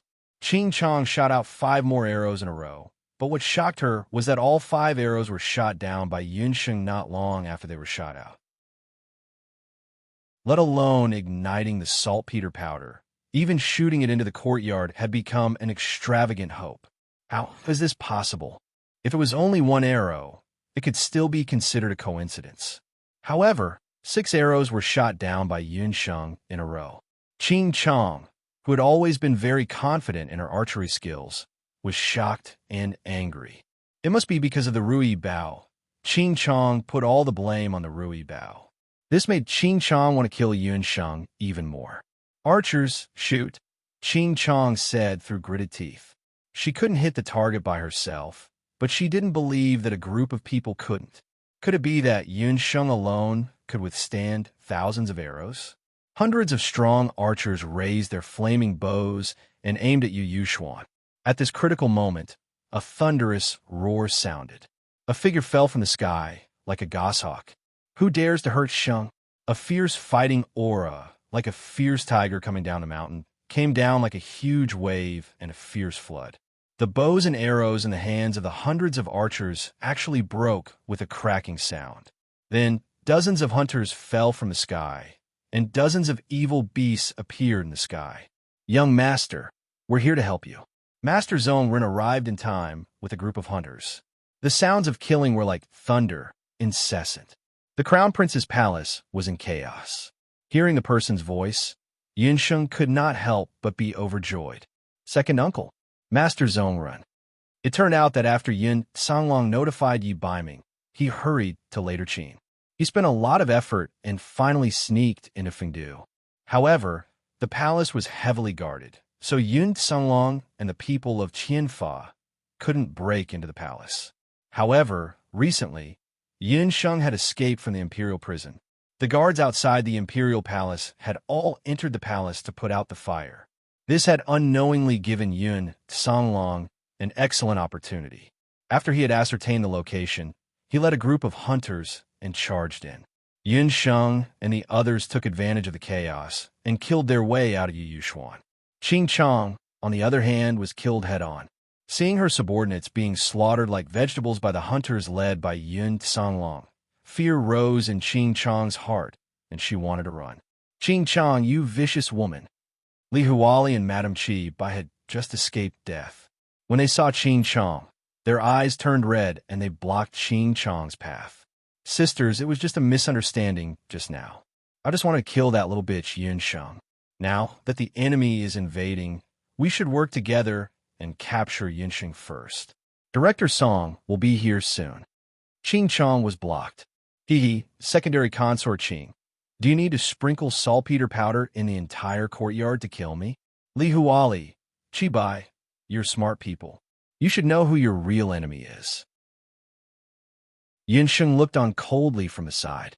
You hated me and ostracized me because of Duga Xiao. But you should know that I don't love Duga Xiao. But Qing Chong is different. She clearly wanted to kill all of you just now. Her concubine mother is the Qing Empress. Yinsheng couldn't be bothered to kill these jealous women. Just let them bite each other. Hearing this, Qing Chong's face turned pale. Yinsheng, you're doing this on purpose. You're trying to drive a wedge between us. Qi Bai, Li Huali, we don't have any deep hatred between us. You guys can deal with Qing Chong together. When the time comes, I'll walk my own path, and you guys will walk your own path. Everyone will be happy. Yinsheng smiled mischievously. Madame Qi Bai and Li Huali shouted and attacked Qing Chong at the same time. Second uncle, why are you here? Yinsheng was relieved when she saw them fighting among themselves. The dark gold instructor sent a letter saying that you were captured. Let's not talk about this and leave the palace first. Yin Songlong was relieved when he saw that his niece was safe and sound. I'm afraid that you won't be able to leave so easily. A cold voice suddenly appeared in the sky. Director Song looked down at the crowd on the ground from above. At this time, Qing Chong let out a miserable cry. Her face had already been bitten by a soul snake released by Madame Qi Bai. Her skin was rotting at a speed visible to the naked eye. Qing Chong screamed as her body gradually rotted and turned into a puddle of pus. Qi Bai, that's enough. Director Song frowned when he saw the three women fighting. How stupid. They were still fighting among themselves at this time. Chapter 909. Curator Song did not expect the situation in the Crown Prince's residence. Idiot. She didn't even know that she was being used to kill someone with a borrowed knife. Curator Song had a headache. Qi Bai was a member of the Bashi clan. He had thought that this woman had good looks and was good at socializing. He thought that she would be of some value to Xiao. He didn't expect that she would become worse as she lived. Didn't she see that Yun Sheng was watching the show calmly from the side when she killed Qing Chong? As a strong person of his generation, Curator Song had seen all kinds of people. When he met Yun Sheng earlier, he already felt that Yun Sheng was not an ordinary person. Her experience and courage far surpassed that of ordinary women. In fact, she was on par with He Linlin. But this time, Yun Sheng's actions had opened his eyes. First, she instigated Ma Yin's rebellion. Then, she broke out of prison. She burned down the palace with the fire of the elves. Later Qin's imperial granary palace was now in chaos. Needless to say, the Crown Prince's residence was also in a mess. Concubine Qing was dead. This matter had to be explained to Empress Qing. The root of all this was Yun Sheng. This woman was not only quick-witted, but also very vicious. In order to achieve her goal, she would do anything. I underestimated you earlier. Yin Sheng, I'll give you two choices. 1. Marry Xiao, and be the crown princess obediently. 2. Commit suicide Curator Song's gaze fell on Yun Sheng. Lord Song, how could she be the crown princess? Madame Yun Sheng was puzzled. According to the laws of later Qin, Yun Sheng's crimes, including arson, instigation, and causing chaos in the palace, were enough to make Yun Sheng die 10 times over. Bai, don't think that I don't know about your shady business with Hu Linglong. Curator Song's gaze was like a sharp arrow, piercing Bai so much that she didn't dare to raise her head. Hearing Hu Linglong's name, Madame Bai knew that the matter of her secretly selling the celestial fox people's saintess had been exposed. In Director Song's opinion, it wasn't important whether the later Qin Emperor and Empress Qing wanted this crown princess or not. What was important was that Dugu Xiu wanted her. The chaos in the palace this time also made Director Song realize that this human woman had a sharp and vicious side. Such a woman was perfect for Dugu Xiu. Director Song, you are also a senior who has been famous for many years. Marriage between a man and a woman has to be consensual. Shenger is already engaged, so she won't marry Prince Dugu. I hope that Director Song can give her a way out. Yin Songlong respectfully cupped his fists and bowed. You have to marry whether you want to or not. Director Song clearly didn't take Yin Songlong seriously. Yin Songlong was furious when he heard that. If anyone wants to force Sheng, they'll have to go through Yin Songlong first. He roared, and a 2-meter-long blood cloud crocodile appeared. This blood cloud crocodile was the blood cloud beast of the Grand Emperor City's young lord, Xian Wuji. This was the blood cloud crocodile that Yun Sheng had tamed for Yun Songlong. In the past few years, Yun Songlong had been cultivating with the blood cloud crocodile. The blood cloud crocodile's cultivation had advanced by leaps and bounds, and it was already a saint-level magical beast. The furious blood cloud crocodile's eyes turned blood red. The blood cloud crocodile rushed forward and clawed at Director Song with its sharp claws. Director Song didn't move, but a black battle aura enveloped the blood cloud crocodile. When the blood cloud crocodile clashed with the battle aura, a strong smell of blood filled the air. The claws and teeth of the blood cloud crocodile, which had thick skin and thick flesh, broke, and fresh blood spurted out like a fountain. A black figure moved as fast as lightning. Bang! Under the heavy attack, the blood cloud crocodile was ruthlessly smashed into the ground. Blood and flesh splattered everywhere, and a 1-meter-wide crater appeared on the ground. Even the blood cloud crocodile, whose body was tougher than rocks and ores, was smashed into meat paste by this attack. With another flick, the figure returned to its original position. The blood cloud crocodile was instantly killed before it could even use its eyes. Director Song was still floating high in the sky, as if the blood cloud crocodile's death had nothing to do with him. You gone too far. Seeing his own demonic beast being killed, Yin Songlong's body was burning with rage, and his furious voice soared into the sky. Battle aura was like an electric current, crazily rushing out. Battle aura turned into wings. Increasing speed, increasing speed. Yin Songlong's figure turned into a shadow, like a spear soaring into the sky, vowing to tear Director Song apart. Director Song didn't move. He was like a statue, standing high in the sky. He raised his hand. On his hand, Do Chi flowed like lightning. A terrifying battle skill that was filled with ruthlessness and destruction was being formed at an astonishing speed. Director Song and Yin Songlong were both top-notch martial artists in the continent, and their speed had already reached the extreme. The spectators on the ground could only see a shadow. Yin Sheng's heart was already in her throat. Shinnong Pupil, 4th layer, God's Trace. The moment Shinnong Pupil was activated, Yin Sheng's black pupils had an additional touch of gold. She saw something. A scene appeared in her mind. It seemed to be playing in slow motion, but also seemed to be fast-forwarding, predicting what was about to happen. In Director Song's hand, a large amount of battle aura was compressed and condensed, forming an astonishingly powerful energy vortex.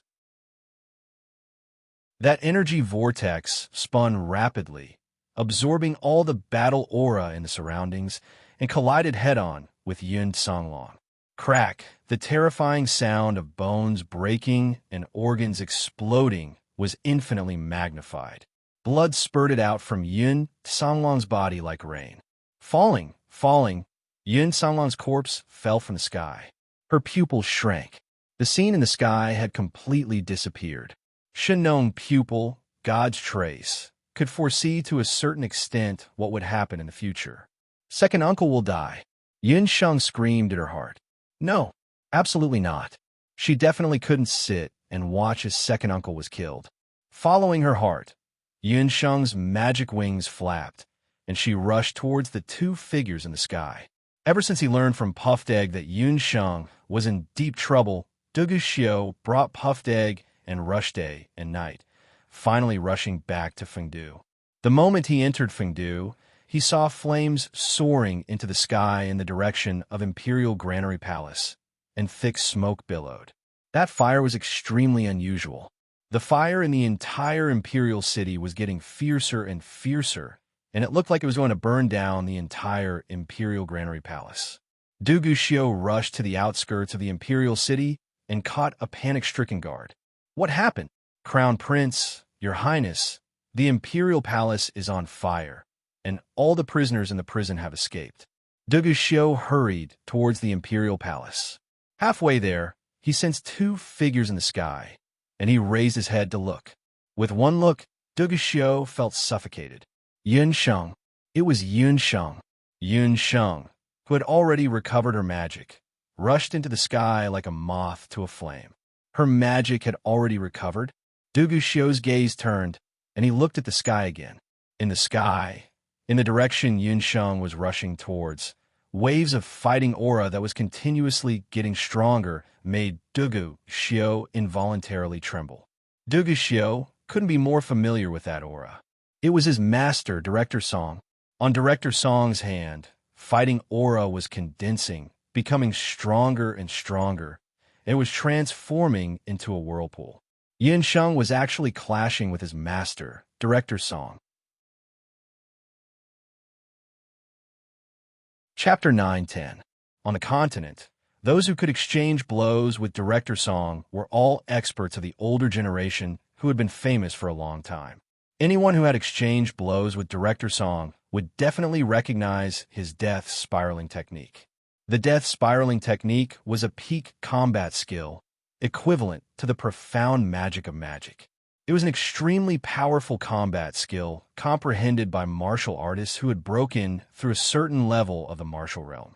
The death spiraling technique was terrifying not only because of its destructive power, but also because it was incomparably tyrannical.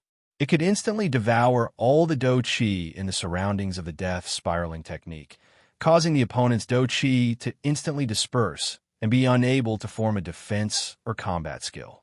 Once the death spiraling technique was used, even if one didn't die, they would be seriously injured. Due to Yun Sheng's arson, the fire in the Imperial City spread rapidly. Director Song only wanted to immediately kill Yun Songlong, capture Yun Sheng, and end the battle quickly. Therefore, he used a fatal move from the start. When Yun Songlong realized this, the Do Chi in his body was continuously being sucked into the death spiraling technique. Between life and death, Yun Songlong suddenly thought of his beloved wife, Yuan Shahua, and the two young children at home, second uncle. Yun Sheng suddenly teleported, separating Director Song and Yun Songlong. At this time, the death spiraling technique had already begun to take shape. Reckless, get out of the way. I'll spare your life for Xiu Er's sake. Director Song frowned. What a reckless little girl. So what if she blocked him? Did she really think that she could block the death spiraling technique with the flesh and blood of a mage? Whether I'm worthy or not, you'll know after trying. How about you try my profound magic? While speaking, red and blue magic elements were continuously forming on Yun Sheng's right hand. A ball of lightning was continuously growing stronger and bigger. Master, have mercy. Dugu Xiu only felt a buzzing sound in his head as he cried out in alarm. It was too far, he couldn't make it in time. Director Song was also quite shocked when he discovered the profound lightning spiraling technique in Yun Sheng's hand. However, His death spiraling technique had already formed, and spilled water couldn't be taken back. Profound lightning spiraling technique. Yin Sheng raised both of her hands. The profound lightning spiraling technique in her palms was like a newborn sun, releasing a dazzling light, reflecting the scorching sun in the sky. It was as if two suns had appeared in the sky. A terrifying explosion rang out, as if a gorgeous firework had exploded. Everyone within a 1-mile radius felt a huge force hit them, and they were all flung away.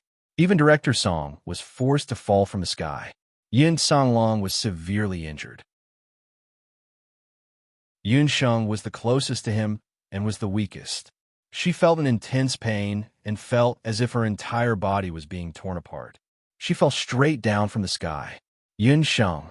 Duguxiu's eyes were red as he rushed forward and caught Yun Sheng. She's not dead. Director Song's face was as calm as water. His clothes were torn open by that strange force, and there were a few more wounds on his face. How many years had it been? How many years had it been since he was forced into such a sorry state by a human? Du Guxiu hugged Yun Sheng and hurriedly checked on her condition. To Yun Sheng, when the profound lightning spiraling technique collided with the death spiraling technique, the power it produced was like a miniature atomic bomb exploding. Even the Jade Marrow art couldn't withstand that terrifying impact. Her face was deathly pale, and a large portion of the skin on her right hand was broken. Warm blood dripped down from her jade-like fingers. But even so, her right hand was still raised high, and the remaining magical power of the profound, lightning, spiraling technique was still pulsing in her hand. Profound magic, it's actually profound magic. Director Song lost his voice in shock. This was profound magic. A sky-rank magician had actually comprehended profound magic. This silly little girl whom he had looked down upon had actually used an esoteric magic at such a critical moment. A sky-rank magician's profound magic was actually on par with his Qilin spiraling technique. Duguxiu was also shocked. Yin Sheng had actually blocked his master's Qi spiraling technique. In a flash, a profound lightning spiraling technique was formed. Although the profound lightning spiraling technique and the spiraling technique's power had been greatly reduced, the difference between Director Song and Yun Sheng's strength was more than just 1 or 2 realms. Yun Sheng's forceful blocking was undoubtedly a joke with her life. Cough! Yun Sheng had already lost consciousness, and she vomited a mouthful of blood. Duguxiu let go of Sheng. Yin Songlong struggled to prop himself up. He was also shocked by the scene just now. He hadn't thought that Director Song's strength would be so strong.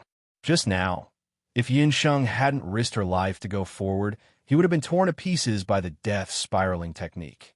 Director Song's gaze suddenly turned sharp, and he raised his hand. Master, this disciple, let them go. Duguxiu looked at the heavily injured Yun Sheng, and his heart ached. The family that Yun Sheng had risked her life to protect, he couldn't kill them. Looking at Yun Sheng in his arms, Duguxiu felt worse than if he had been injured himself, even though she was clearly the one injured. He had really fallen in love with her. Xiu you can't hesitate anymore. Otherwise, she will destroy you. Director Song saw that his most valued disciple was actually in such a state. Although he was heartbroken, there was nothing he could do. Master Xiu knows what to do. You, don't worry. She will become my woman. Duguxiu carried Yun Sheng and rushed away. Lock these people up in the heavenly prison. Director Song coldly snorted and ordered the rest of the people to be locked up in the heavenly prison. After an unknown period of time, Yun Sheng felt a terrible headache, and her body felt weak. She opened her eyes.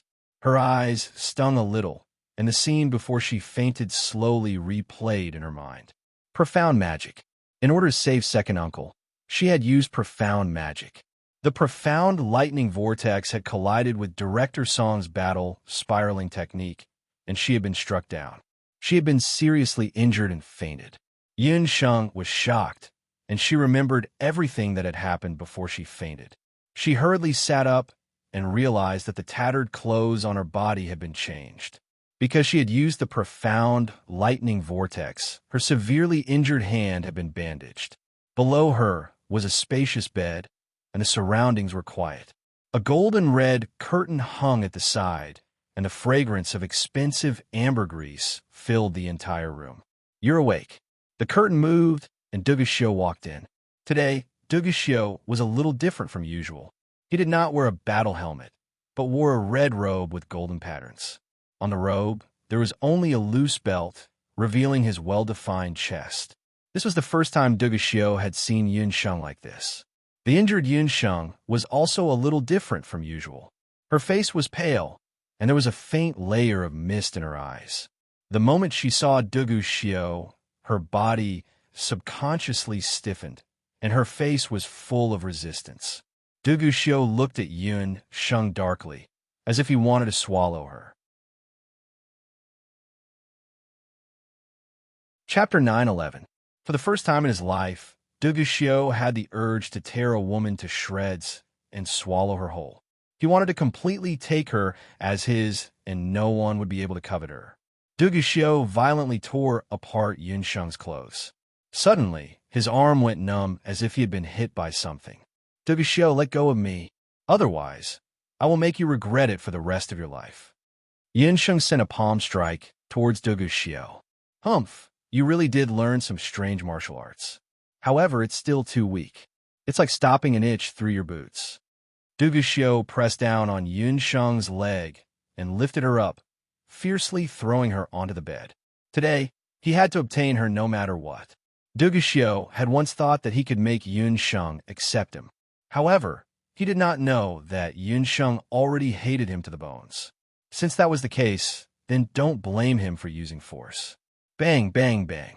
There was a series of hurried knocks on the door. "Who is it?" Duguscio was like an angry lion. He glared at Yunsheng without turning his head. He had already said that no one was allowed to disturb him. Who was it that didn't want their lives and dared to disturb him at this critical moment? "Your Highness Crown Prince, something bad has happened. The Emperor has been poisoned." "What?" Duguscio was shocked. He gloomily glanced at Yunsheng and put on his robe. A guard was trembling with fear outside the door as he stuttered, reporting to the Crown Prince, "The Emperor and many imperial concubines, as well as many commoners in the city, have been poisoned. They are currently suffering from high fever and have yet to wake up." "Yunsheng, is this your doing?" Duguscio flung his sleeves and turned around to pick up Yunsheng. "I am a doctor, not a butcher." Yunsheng fiercely glared at Duguscio. The two of them were like two red-eyed roosters. Both of their necks were red. Indeed, although Yunsheng was cunning, she had not reached the point of poisoning people. As a doctor, Yunsheng still had a bottom line. "Even if you didn't do it, you must have something to do with it. Let's go and treat my father. If he can't be cured, I'll be the first to chop off Yun Songlong's head." Duguscio carried Yunsheng on his shoulder and rushed to the Imperial View Palace where Dugusciong lived. In the later Qin Imperial Palace, due to the visit of the Hellfire of Elves, there were ruins everywhere along the way. The once splendid Imperial Jing Palace was also damaged in many places. Unconscious and poisoned, Dugusciong lay on his sickbed with a pale face. Later Qin's palace was also plagued by a series of misfortunes. Yesterday, Dugusciong was enjoying the warmth of concubine Zi's palace when he suddenly heard someone trying to put out a fire. Just as he finished speaking, a ball of fire rushed into the Thousand Purple Palace. The fire was extremely fierce. Even the beams of the Thousand Purple Palace fell down. Dugusciong and concubine Zi were still naked at the time. Hearing the cry, he only had time to put on a pair of pants and rushed out with the frightened concubine Zi in his arms. It was already dawn when Dugusciong finally escaped death. Concubine Zi boiled a bowl of tonic soup to help him recover from a shock. Little did she know that Dugusciong's complexion changed drastically after drinking the soup, and he fainted on the ground. All the doctors in the Imperial Hospital were summoned, but no one could do anything about the fierce poison in Dugusciong's body. At the same time, the same situation was happening in many places in later Qin and Yang City. When Dugusciong arrived, concubine Zi was kneeling on the ground. The doctors came to check the color of Duguscio's skin, and opened his eyelids to listen to his pulse and heartbeat. When was he poisoned? Was there any reaction?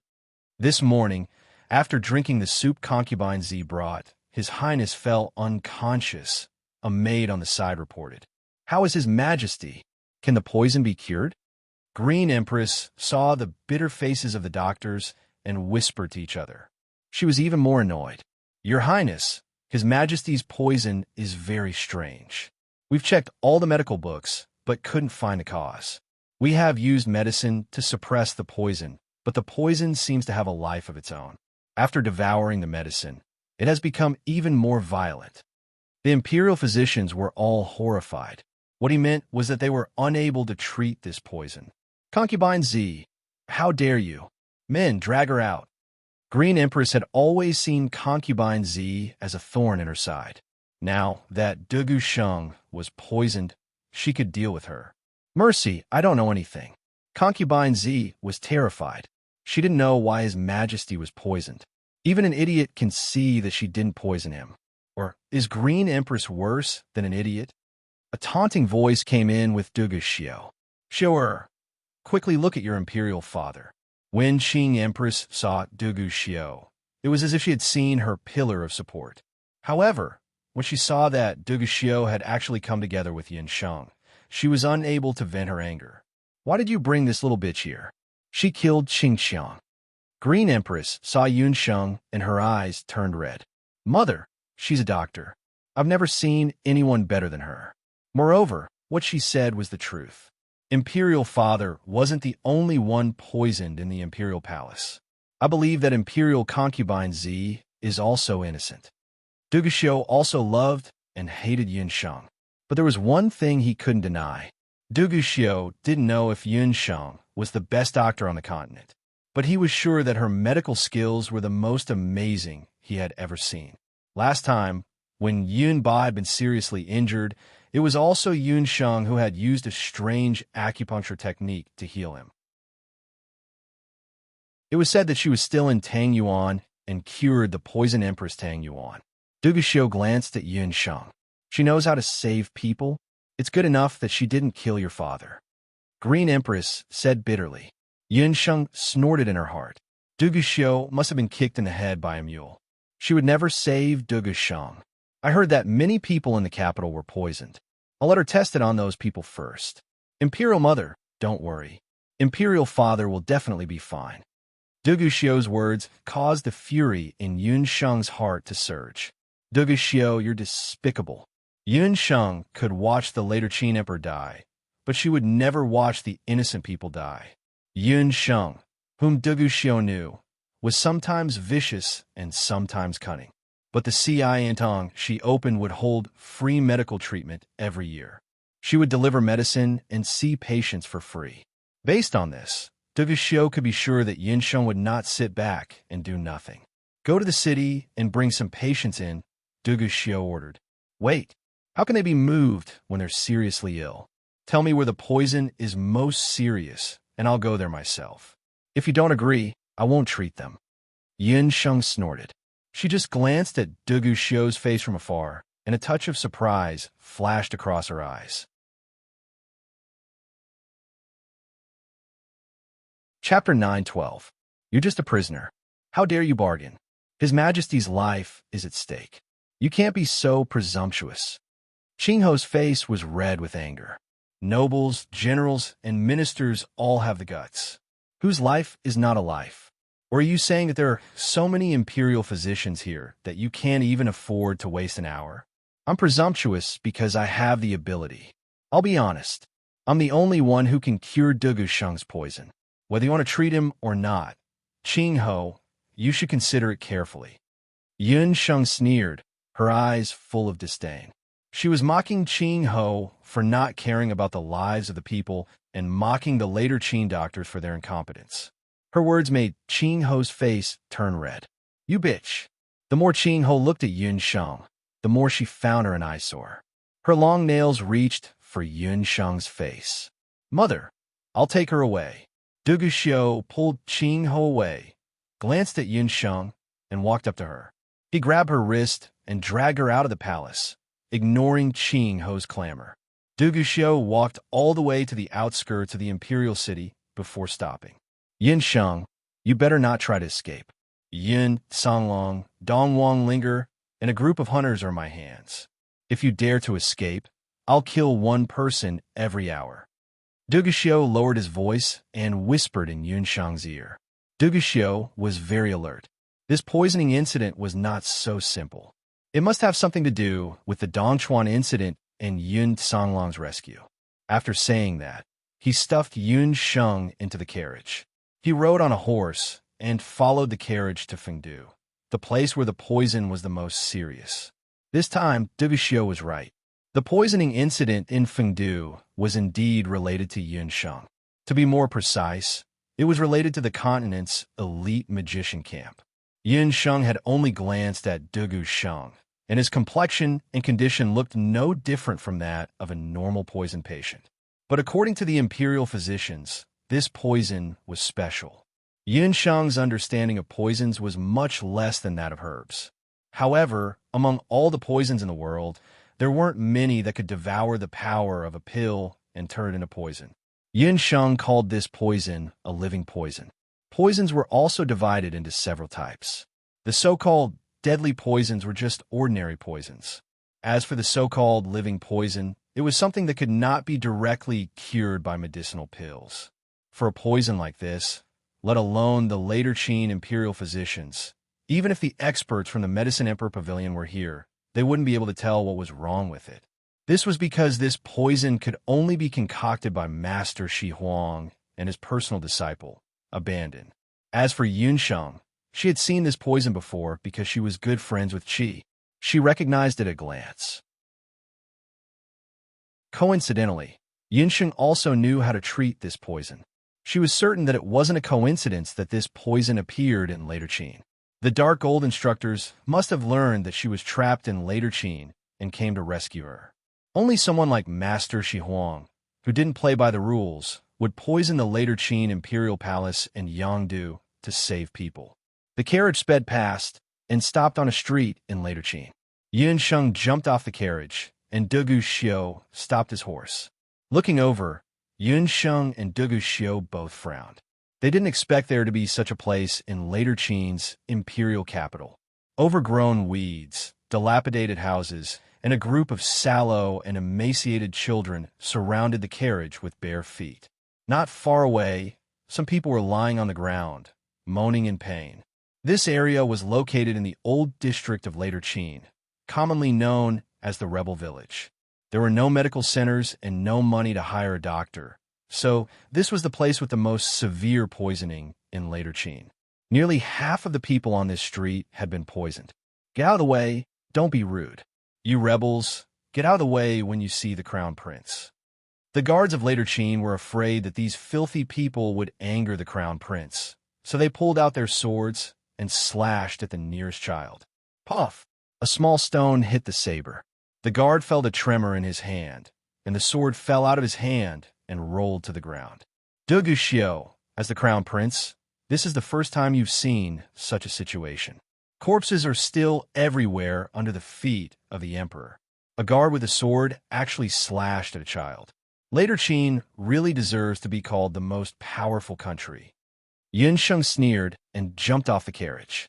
A thin layer of red appeared on Duguxiu's face. It was unknown whether it was because of shame or something else. All soldiers, listen to my order. Don't use force, or you'll be punished by military punishment. Go and find the people with the most severe poisoning. Duguxiu glared at them with a dignified manner. The iron-blooded guards were all silent, and no one dared to say anything. After searching for a while, a guard came forward. Reporting to the Crown Prince, the family in front of the street has the most severe poisoning. It's said that they're on the verge of death and won't be able to hold on much longer. Quick, I'll go and take a look. Yun Sheng and Duguxiu rushed to the corner of the street. It was a low straw hut, and it looked like it would be difficult to even enter. I'll go in. Yun Sheng wanted to go in. This Crown Prince will go with you. Duguxiu pushed the door open, and a moldy smell hit him in the face. He couldn't help but frown. Patients can't be exposed to the wind. Moreover, you're so big. How can you stand when you go in? The house is going to collapse. Yin Sheng pushed Du Guxiu out in a bad mood. Du Guxiu was suspicious, and he glanced inside the house. The house was very narrow, and the straw hut was only a few square meters in size. There was only a worn-out wooden table and a bed. On the bed in the house, there was a person covered with worn-out bedding. The person didn't look big, and he didn't look like a strong man. One of the patient's hands was exposed under the bedding, and he looked like an old man who was only skin and bones. Du Guxiu looked inside the house again, and there were no other windows or passageways. Even if Yun Sheng wanted to escape, it was impossible. Moreover, Yun Songlong and the others were still in his hands, and Yun Sheng's yearning and dreams had not been removed, so she couldn't escape. Thinking of this, Du Guxiu retreated out of the house with relief. Yun Sheng immediately closed the door. She walked to the bed and looked at the bedding, and she hesitated. Minter Shi Huang? Yun Sheng's hand had just touched the bedding when it was suddenly lifted by someone. She only felt that the world was turned upside down, and she was about to cry out in surprise when there was a trace of wetness on her lips. Immediately after, a familiar aura attacked her from all directions. The man's lips were cold and trembling. His tongue nimbly drilled into her lips. Yun Sheng, who wanted to resist, felt her face burn as if it was on fire, and her heart felt like it was going to jump out of her chest. The same aura, the same hot kiss, she couldn't help but close her eyes. After a while, just when Yun Sheng thought that she was going to suffocate, the man reluctantly let go of her lips, and there was a low laughter in her ear. "Little wildcat, you still taste so sweet." Chapter 9:13. Sweet? Yin Sheng was both embarrassed and annoyed. She pushed the person away forcefully. In the small thatched hut, Yun Sheng was dumbfounded. Her mouth was in an O shape as she stared at Yi Baiming. The person who crawled out from under the blanket had grayish-brown hair. His face was filled with wrinkles, and his back was hunched. He was even shorter than her. However, that familiar voice and a unique fragrance on Yi Baiming's body that was like grass and pine leaves were definitely not wrong. The old man's lips curled up into a familiar smile. He wiped his face and took off a mask that was as thin as human skin, revealing Yi Baiming's handsome face. He stretched his muscles and bones again. After a series of low crackling sounds, his body began to change rapidly. The patient that looked thin and weak under the blanket suddenly expanded and revealed his normal height. As for Yi Baiming's skin and limbs, they were all covered in an exaggerated sickly yellow color. "Night Fox, why are you here?" Yin Sheng had indeed purposely found this thatched hut because she believed that the dark gold instructor would have left some clues here. However, she didn't expect that the person hiding under the blanket was actually Yi Baiming. This prince's fiancé secretly wanted to marry another man behind this prince's back. If this prince didn't rush over, this green hat would definitely be worn. Yi Baiming licked his lips suggestively. Between his lips, there was still the scent of a wild kitten. "Ooh, who made you a green hat?" "There's nothing between Du Guxiu and me." "No, why do I have to explain? You've already divorced me." Yin Sheng was both embarrassed and angry. She was always at a loss for words whenever she met this rascal. Yi Baiming was the one who announced the divorce to the world. This prince has never acknowledged it. Furthermore, even if I divorced you, this prince can still marry you. Yi Baiming shrugged his shoulders shamelessly. "Who wants to marry you? Why are you here? Du Guxiu's men are all outside. Hurry up and leave." Yun Sheng admitted. When she saw Yi Baiming, she felt a trace of sweetness in her heart. However, she soon realized how rash Yi Baiming's actions were. Yi Baiming had always been cautious and never acted rashly. This time, he directly snuck into Yangdu. This was clearly a far cry from his usual style of doing things. After Yi Baiming left Jade Capital, he rushed to Fengdu. Along the way, he contacted the Dark Gold instructor. He found out that the Dark Gold instructor had discussed with instructor Shi Huang. In order to save Yin Sheng, they would sneak into Yangdu and poison the local water sources and even the imperial palace as well. This kind of poison wouldn't take a person's life, but it would cause them to fall unconscious and have a high fever. It was instructor Shi Huang's unique poison, and normal doctors wouldn't be able to treat it. As long as Yunsheng was still in the imperial palace, she would definitely go and diagnose the moment the poison flared up. With her eyesight, she would definitely be able to tell that the poison was related to instructor Shi Huang. Things went as the dark gold instructor expected. Yunsheng was very sharp. After she recognized the poison, she found an excuse to leave the imperial palace. However, Yunsheng didn't expect that the person in charge of receiving her would be Yi Baiming. This guy was really audacious. He actually hid in this thatched cottage all by himself. When Yunsheng recalled the scene just now, she was really frightened. Du Guxiu was just one step away from entering. In Fengdu, there was Du Guxiu and Director Song. Which one of them wasn't a top-notch expert? If they bumped into Yi Baiming, they would definitely fight to the death. You've lost a lot of weight. Also, what's with the injuries in your body? Yi Baiming furrowed his brows. There were 3 good-looking wrinkles in between his brows. When he carried Yunsheng just now, he realized that she was much lighter than before. Also, she actually had internal injuries. That damn Du Guxiu. He dared to lay his hands on the little wildcat. Who allowed him to hurt the little wildcat? Yi Baiming glanced outside the hut. Just now, when he heard Du Guxiu's voice, he already wanted to make a move. What are you doing? Don't be rash. There are many guards outside. Yunsheng had a guilty look. She walked to the side of the straw hut and looked outside through the gap in the door. She discovered that Du Guxiu was still guarding outside, not leaving even an inch. Du Guxiu would never have thought that Yi Baiming was just a wall away. Yunsheng muttered, why did she suddenly have an illusion? It was like an adulterous couple having an affair behind their husband's back. You came with the teachers? Yunsheng didn't see anyone from the continent's magic elite camp on the way here. They're all nearby and have disguised themselves.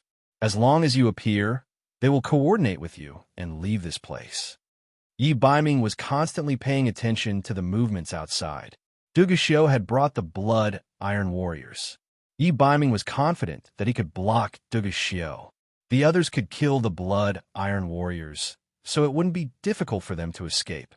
His main goal this time was to save Yunsheng. No, I can't leave. Second Uncle and Ling are still in their hands. Also, Du Guxiu put a strange poison in my body. Yunsheng hesitated for a moment, then swallowed. If the poison isn't cured, I can't leave him in this life. After Yunsheng finished speaking, she lifted up her clothes and revealed her arm. The silver snake symbol on her delicate arm looked strangely dazzling. In order to save time, Yunsheng told Yi Baiming about her poisoning, as well as the situation when the poison flared up recently. Hearing that Yunsheng had been in pain for several days in the heavenly prison because of this, Yi Baiming let out a muffled groan. In his gray eyes, waves of anger surged, as if a storm was coming. Damn it, she actually suffered so much, and he didn't know about it all. He stared at the silver snake symbol on Yunsheng's arm, feeling extremely depressed. In Yi Baiming's heart, a thought became stronger and stronger. He wanted to rush out and fight with Du Guxiu. He wanted to dig out the heart of Du Guxiu, who coveted Yunsheng. However, his rationality quickly won over his impulse.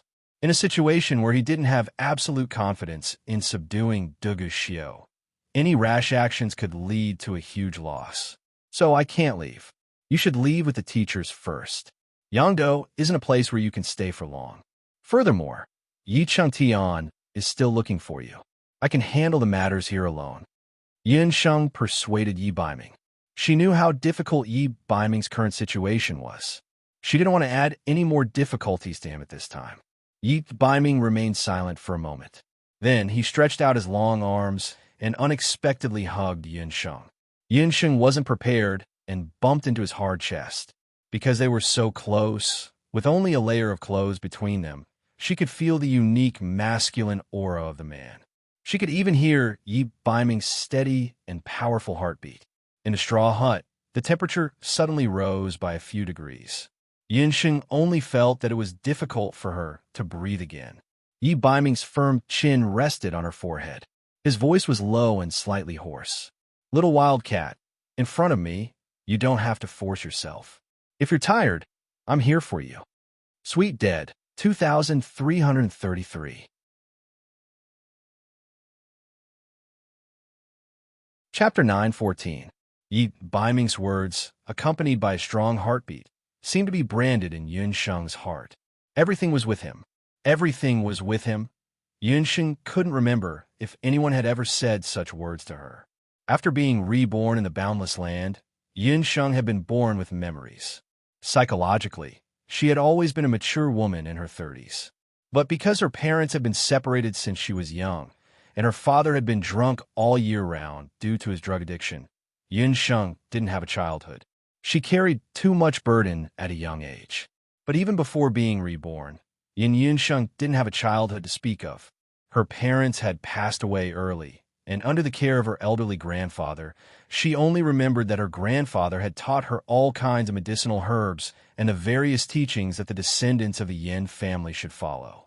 Since she was young, she had been surrounded by all kinds of medicinal herbs. When she was older, she met Lu Minglang, but that man wasn't the right person for her. In the first few years, she raised money for Lu Minglang to study abroad while supporting the small TCM clinic. She was too strong and never had such thoughts. She didn't need to ask for extravagant wishes. She could still rely on others. Until she met Yi Baiming. From the first time they met, it wasn't a happy encounter. This man was devilishly charming and black-bellied. He always made her angry, and she couldn't wait to stab him with a few needles. However, it was also this man who stood up for her at the most dangerous moments several times and blocked disaster for her time and time again. It was also him who told her that she was a woman. So, she could also rely on others? He could do it? Could she? Yun Sheng's nose tingled. For the first time in her life, she felt that it was good to have someone to rely on. She buried her head in Yi Baiming's arms and breathed in the warm air from his body. Her eyes were a little sour, and something was about to come out. When Yi Baiming said this, he felt that the little wild cat in his arms was a little strange. He lowered his head and looked at the tip of the wildcat's red nose and soft black hair. He gently took her hand and let her hug him with her arms as if he was teaching her.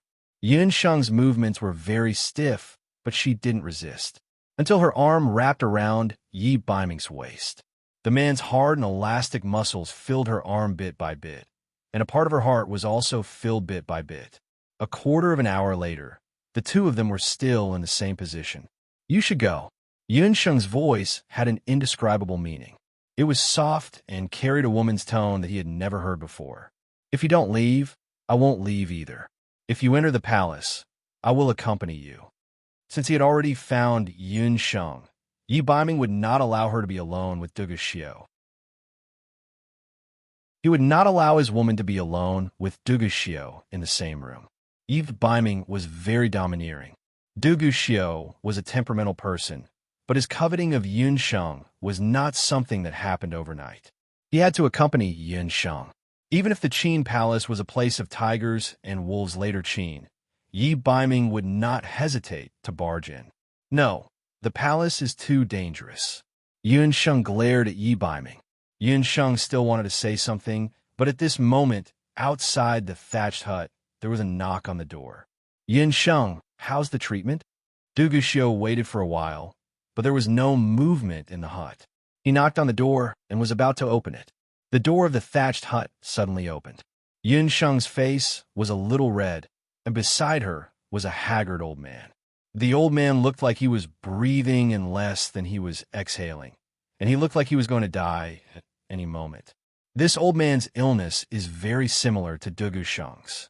There are no treatment tools or pills here. We need to bring him back to the palace for treatment. Yun Sheng forced herself to calm down, but she was actually very nervous. Just now, when Dugu Xiu knocked on the door, Night Fox had disguised himself as the dying old man with astonishing speed. According to him, he had used a special battle technique to change his body shape.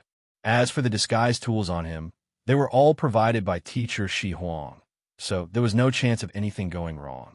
He wanted to enter the later Qin Palace with Yun Sheng and find a chance to save Yun Songlong and Dong Wang Ling. Yin Sheng's persuasion was useless, so she could only beat him at his own game and request to bring the old man into the palace for treatment. Bring him back to the palace? Duguxiu looked at the old man and felt that there was something wrong with him. This old man's poison is very serious. If even he can be cured, then Duguxiu's poison will definitely be cured as well. If Yi Biming didn't insist on going to the palace with her, she wouldn't have come up with this plan. Come, help the old man into the carriage. Since Yin Sheng insisted, Duguxiu had no choice.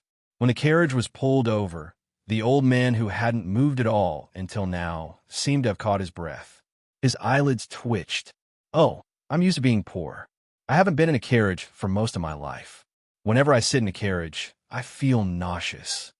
After saying that, the old man even made a disgusting gesture. Damn old man. Why is he so particular? Duguxiu suppressed his displeasure. The old man is old and seriously ill. It's not good for him to take a bumpy ride. He needs someone to carry him into the palace. Yin Sheng spoke like a doctor, and there was no flaw in her words. Come. Duguxiu waved his hand. Big guy, you're strong. Come and carry me. The old man called out again. As he spoke, he held Duguxiu's hand and refused to let go. The old man's clothes were tattered and his body was dirty. With this grab, all the dirt on his body was smeared on Duguxiu's sleeve. Yin Sheng found it funny. Yi Biming was so bad. He knew that Duguxiu had a bad temper and couldn't bear to see dirty things. But he still wanted Duguxiu to carry him. He was obviously taking the opportunity to take revenge. Yi Biming and Duguxiu were both 9 meters tall. However, Yi Biming had disguised himself with a battle technique. From his height, he looked like a skinny old man. Moreover, he was dirty and smelly. His old bones were all skin and bones. He looked like he was going to die if someone were to touch him. The crown prince was going to carry the dirty old man. The blood warriors who followed him all widened their eyes. Damn old man. Duguxiu's eyebrows twitched. He was about to explode. But when he turned around, he saw Yin Sheng looking at him. Yin Sheng's words just now were still ringing in his ears. She despised him for not loving the people of the later Qin dynasty despite being the crown prince. No matter what, he had to save some face. Thinking of this, Duguxiu walked in front of the old man and unwillingly lowered his body. But even so, Duguxiu was still taller than the short old man by more than half. AI, this old man can't reach it. Young man, you should be a little shorter, a little shorter. The old man snorted as he curled his lips at Yin Sheng and revealed a mischievous smile. Duguxiu could only lower himself as much as he could. When he was so short that he couldn't bend his waist, the old man stepped on his back as if he was stepping on a horse's back. He firmly stepped on Duguxiu's back and pressed his entire body onto Duguxiu. After reading the new chapter, please remember to check the book reviews and comment section. There's an activity to win book coins. If you have the conditions, please participate. Chapter 9:15. Duguxiu only felt a weight on his body. That thin and weak-looking old man was already lying on his shoulder. That weight was like a small mountain pressing down on his back. Even with Duguxiu's cultivation, his body couldn't help but sway, and he almost fell to the ground. Damn it, there was something wrong with this weight. If he hadn't seen that old man with his own eyes, Duguxiu would never have imagined that a thin and weak old man's body was actually heavier than a 200-gene strong man. What was worse was that the old man's 2 hands were like dry firewood. At this moment, they were tightly gripping his neck. Duguxiu felt as if his neck was about to be broken. His face was red from the suffocation. He had an impulse to throw this old man out. Your Highness, you look very tired.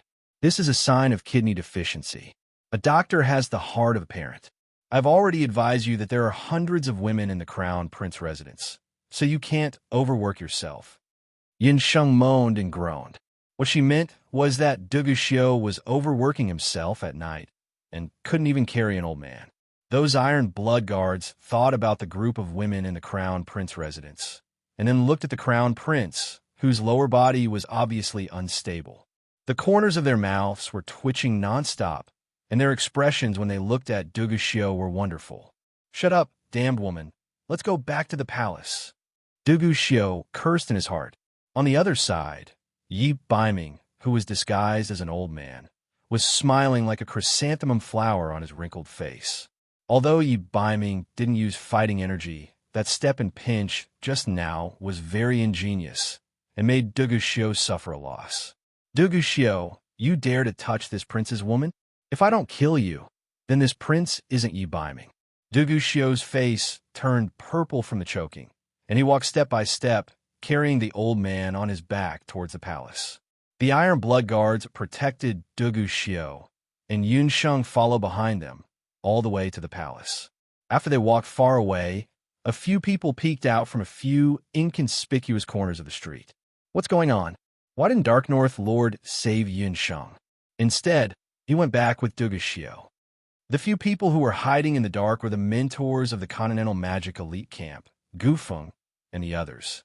They had planned meticulously and even poisoned the wells in the city in order to lure Yunsheng out. Who would have thought that even though they were waiting for her, Yi Baiming would change his plans at the last minute? He didn't follow their plan and immediately leave with Yunsheng. No one knew what those two were up to. The few of them entered the straw hut and saw a piece of paper left under the bedding. There were a few sentences written on it, which explained Yunsheng's current situation. Yi Baiming would follow her into the palace and think of a way to save Regiment Commander Yun and the others who were tied up. Yunsheng also wrote in the letter that she wants us to go to the general's residence in the city to save a woman called Hu Sheng. After the Dark Gold Mentor finished reading the letter, he didn't hesitate any longer. The few of them immediately discussed how to go to the general's residence to save the people. Ever since Qing Qiong's death, Qing Meng was like a frightened bird. Previously, he was still coveting Hu Sheng's beauty, but now he only felt that Hu Sheng was a hot potato. After thinking about it, he still felt that it was best to send Hu Sheng to the crown prince's residence. Hu Sheng's appearance was very similar to the future crown princess, and she might be able to please the crown prince. Qing Meng escorted Hu Sheng onto a horse carriage and rushed towards the palace. He had a lot on his mind and didn't notice that when he boarded the horse carriage, the coachman driving the carriage wasn't the Qing residence's usual coachman. The coachman lowered the brim of his hat and waved his whip. The horse carriage shuttled through the streets and alleys of Fengdu. Halfway through, the horse carriage let out a hissing sound. Many small snakes crawled into the carriage's windows and curtains. Qing Meng was bitten until he screamed in pain. Hu Sheng, who was beside him, was so frightened that his face turned pale. However, those snakes were also strange. They all attacked Qing Meng alone. When Qing Meng's voice became softer and softer, and his last breath was gone, the curtains of the horse carriage opened and Mentor Shi Huang came in. TSK, what a meal. Little snakes, you're in for a treat." Mentor Shi Huang was all smiles. When he blew his snake flute, those small snakes immediately disappeared like the ebbing tide. Only then did Mentor Shi Huang notice that there was a person curled up in the corner of the horse carriage. However, when he took a closer look and saw Hu Sheng's appearance, Mentor Shi Huang was speechless for a moment. "My goodness, this woman looks exactly like Yunsheng." Gufeng, who was disguised as a coachman, also came in to take a look. When he saw Hu Sheng, everyone was very shocked. "Who are you people?" Hu Sheng still hadn't recovered from the fright just now. She rarely saw people, and this group of people seemed to know Yunsheng. They didn't look like bad people. "We can't stay here for long. Gufeng, Qi, follow Yunsheng's instructions and send this lady out of Yangdu." The Dark Gold instructor was astonished and couldn't help but take a few more glances at Hu Sheng. She also looked at Hu Sheng absent-mindedly. Only when Gufeng nudged him did Qi retract his gaze. Not long after Hu Sheng was sent out of the residence, Madame Qi brought a group of people and rushed to the general's residence. After searching for a while, Madame Qi couldn't find Hu Sheng. After learning that Director Song already knew about Hu Sheng, Madame Qi was very nervous, afraid that Director Song would punish her. Fortunately, she soon discovered that Director Song didn't intend to reveal this matter. He only wanted Madame Chi Bai to find Hu Sheng as soon as possible. Madame Chi Bai also went through a lot of twists and turns before finding out that Hu Sheng was auctioned off by Yun Sheng. Then, he fell into the hands of the Qing siblings. She hurriedly returned to the later Qing imperial palace and found Director Song in the prison. Lord Song, we couldn't find the celestial fox people's saintess. The people in Qing Ming's residence said that Qing Ming took her out of the residence early in the morning. We don't know where they went. Madame Chi Bai's face was full of fear. Bastard, even if we have to turn the entire later Qing upside down, we still have to find Hu Sheng. If he's alive, I want to see him. If he's dead, I want to see his corpse. Director Song reprimanded. Lord, Chi Bai doesn't understand. Hu Sheng is only a good-for-nothing. It doesn't matter whether she's here or not. Madame Chi Bai didn't understand. What do you know? What we need is a good-for-nothing saintess. If Hu Sheng goes missing or dies, the celestial fox people will have to find a new saintess. Once they find someone who can awaken the beast god's inheritance. Director Song coldly said.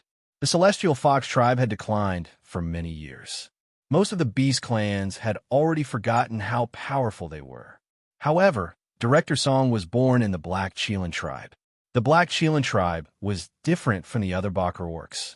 Only the Black Chelan tribe would know how terrifying the power of the Celestial Fox tribe was. There were 2 penguin group numbers at the end of One Wind's introduction. Book friends are being recruited.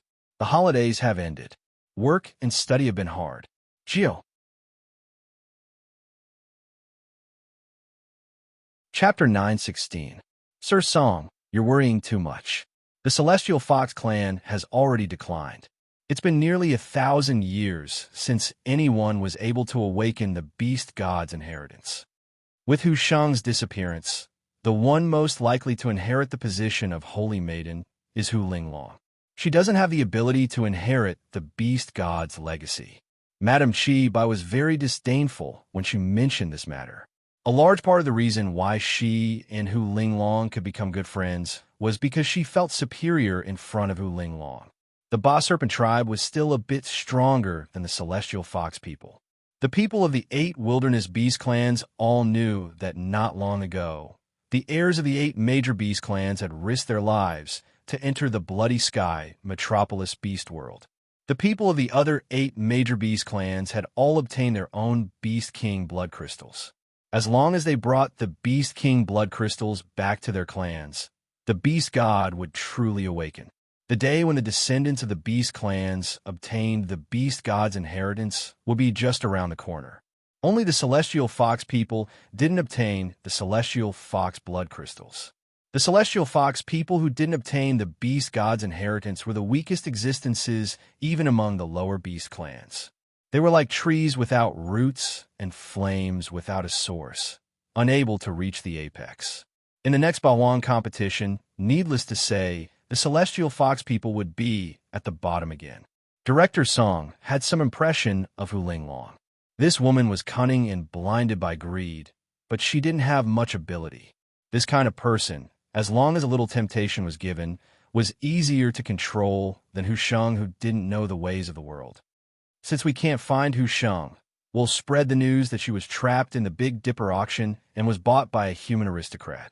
Even if she's alive, she won't be able to return to the Celestial Fox people.